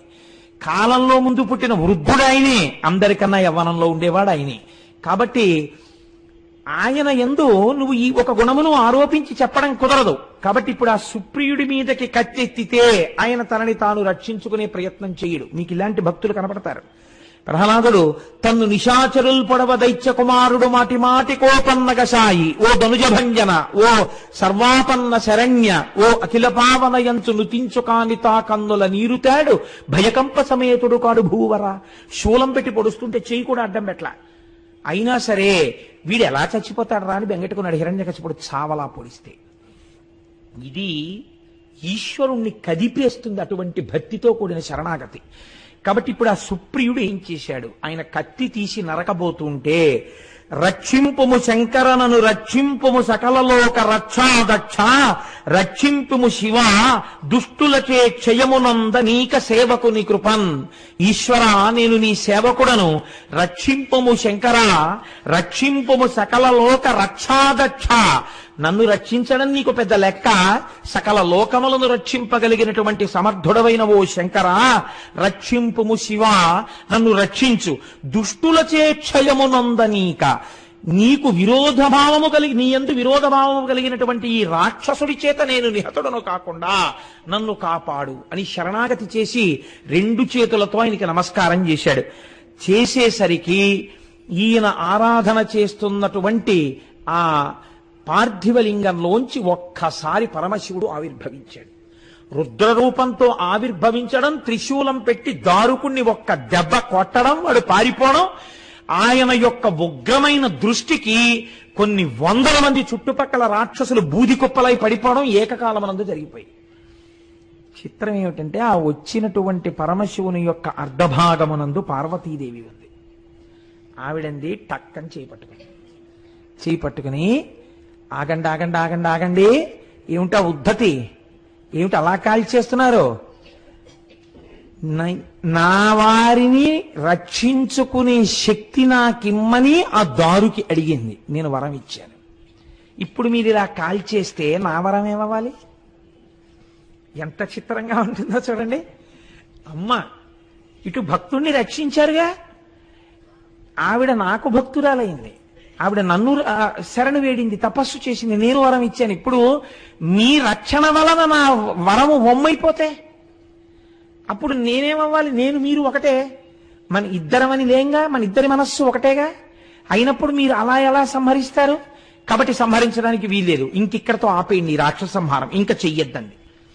అంటే వేకటి నుండి ఉన్నది వివేక నిధాన. చూసారా దారుకి ఎలా ఏడుస్తోందో? నేను ఇక్కడ ఉండగా అలా చంపేస్తారా మీరు? నిషాటి దీనిపై బోడకసేయుయాగ్రహము పూనుమనుగ్రహ భావమున్ చిరంబీక శిశుత్వమందునను హెచ్చుక కొల్చి వరంబులుందే నా శ్రీకలనం తదాత్మజులు సింధుతటిన్ వసీంతృగవుతన్. అది చాలా చిన్నపిల్లగా ఉన్నప్పుడు నా గురించి తపస్సు చేసి నన్ను అడిగింది, నేను వరం ఇచ్చాను. ఆ కారణం చేత అది దాని బిడ్డలు మరణించడం నేను అంగీకరించను. మీరు నా మీద ప్రేమతో ఆమె యందు అనుగ్రహ భావాన్ని ప్రదర్శించండి. మీరు ఉత్తర క్షణం మీ కోపాన్ని తగ్గించేసేయండి. శివా రుద్రస్య భేషజీ. శివుడు వెంటనే శంకరుడైపోయి ఒక నవ్వు నవ్వి అన్నాడు, చాలా బాగుంది పార్వతి, నువ్వు చెప్పింది నిజమే. ఆవిడికి నువ్వు వరం ఇచ్చావు, ఆ వరం నిలబెట్టవలసిందే. కానీ వాళ్ళు రాక్షసులు. నేను ఇప్పుడు వీళ్ళని ఇలా విడిచిపెట్టి వెళ్ళిపోతే నువ్వు నేను ఏమవుతుందో తెలుసా? వీళ్ళు మళ్ళీ మొదలు పెడతారు వ్యవహారం. ఈ సింధు తటిన్ వసింపుమని నువ్వు అన్నావు కదా, ఔరుడి మాట కాదనలేక భూమి మీదకి రమ్మని చెప్పలేకపోయావు. కాబట్టి ఇప్పుడు వీళ్ళు మళ్ళీ లోకాన్ని ఇబ్బంది పెట్టడం మొదలు పెడతారు. కాబట్టి మనం ఏం చేద్దాం? తల్లి తండ్రి అక్కడే కూర్చున్నట్టు ఎదురుగుండా మొహం బాగా పరిచయమై పాత నేరస్తుడిని చూడగానే పసిగట్టగలిగినటువంటి పోలీసున్న చోటికి వెళ్లి జేబు దొంగతనం చెయ్యలేనట్టు వీళ్ళు మళ్లీ ప్రజల్ని ఇబ్బంది పెట్టకుండా ఉండడం కోసం నేను ఇక్కడే కూర్చుంటాను జ్యోతిర్లింగ రూపంలో. నువ్వు రక్షిస్తానన్నావు కదా, నిన్ను చూడగానే దానికి గుర్తొస్తూ ఉండాలి, మనం ఎవరి జోలికి వెళ్ళకూడదు, మనం ఇలా బతికుండాలి, అమ్మవారి దయతో బతికున్నాం, నువ్వు కూర్చో ఇక్కడే అన్నాడు. ఇది వాళ్ళ దయ. నేను మీకు ఇదే నేపథ్యం చెప్పాను. అందుకే ఇలా మరి ఉంటుందా అండి? అంటే తల్లిదండ్రులకి లేదా 10 మంది పిల్లల్లో పాడైపోయిన ఓ పిల్లాడి మీద ప్రేమ లేదా? అలా జగత పితరవు వందే పార్వతీ పరమేశ్వరం వాళ్ళకుంటే వాళ్ళ విశాల హృదయాన్ని మీరు ఎందుకు తక్కువ చేసి అర్థం చేసుకుంటున్నారు? ఏమి విశాల హృదయం, ఏమి విశాల హృదయం అని మీరు ముచ్చట పడిపోవద్దు. కాబట్టి ఇప్పుడు శంకరుడు అన్నాడు, రాణిలో నీ మనంబరసి రక్కసె నొక్కతె గా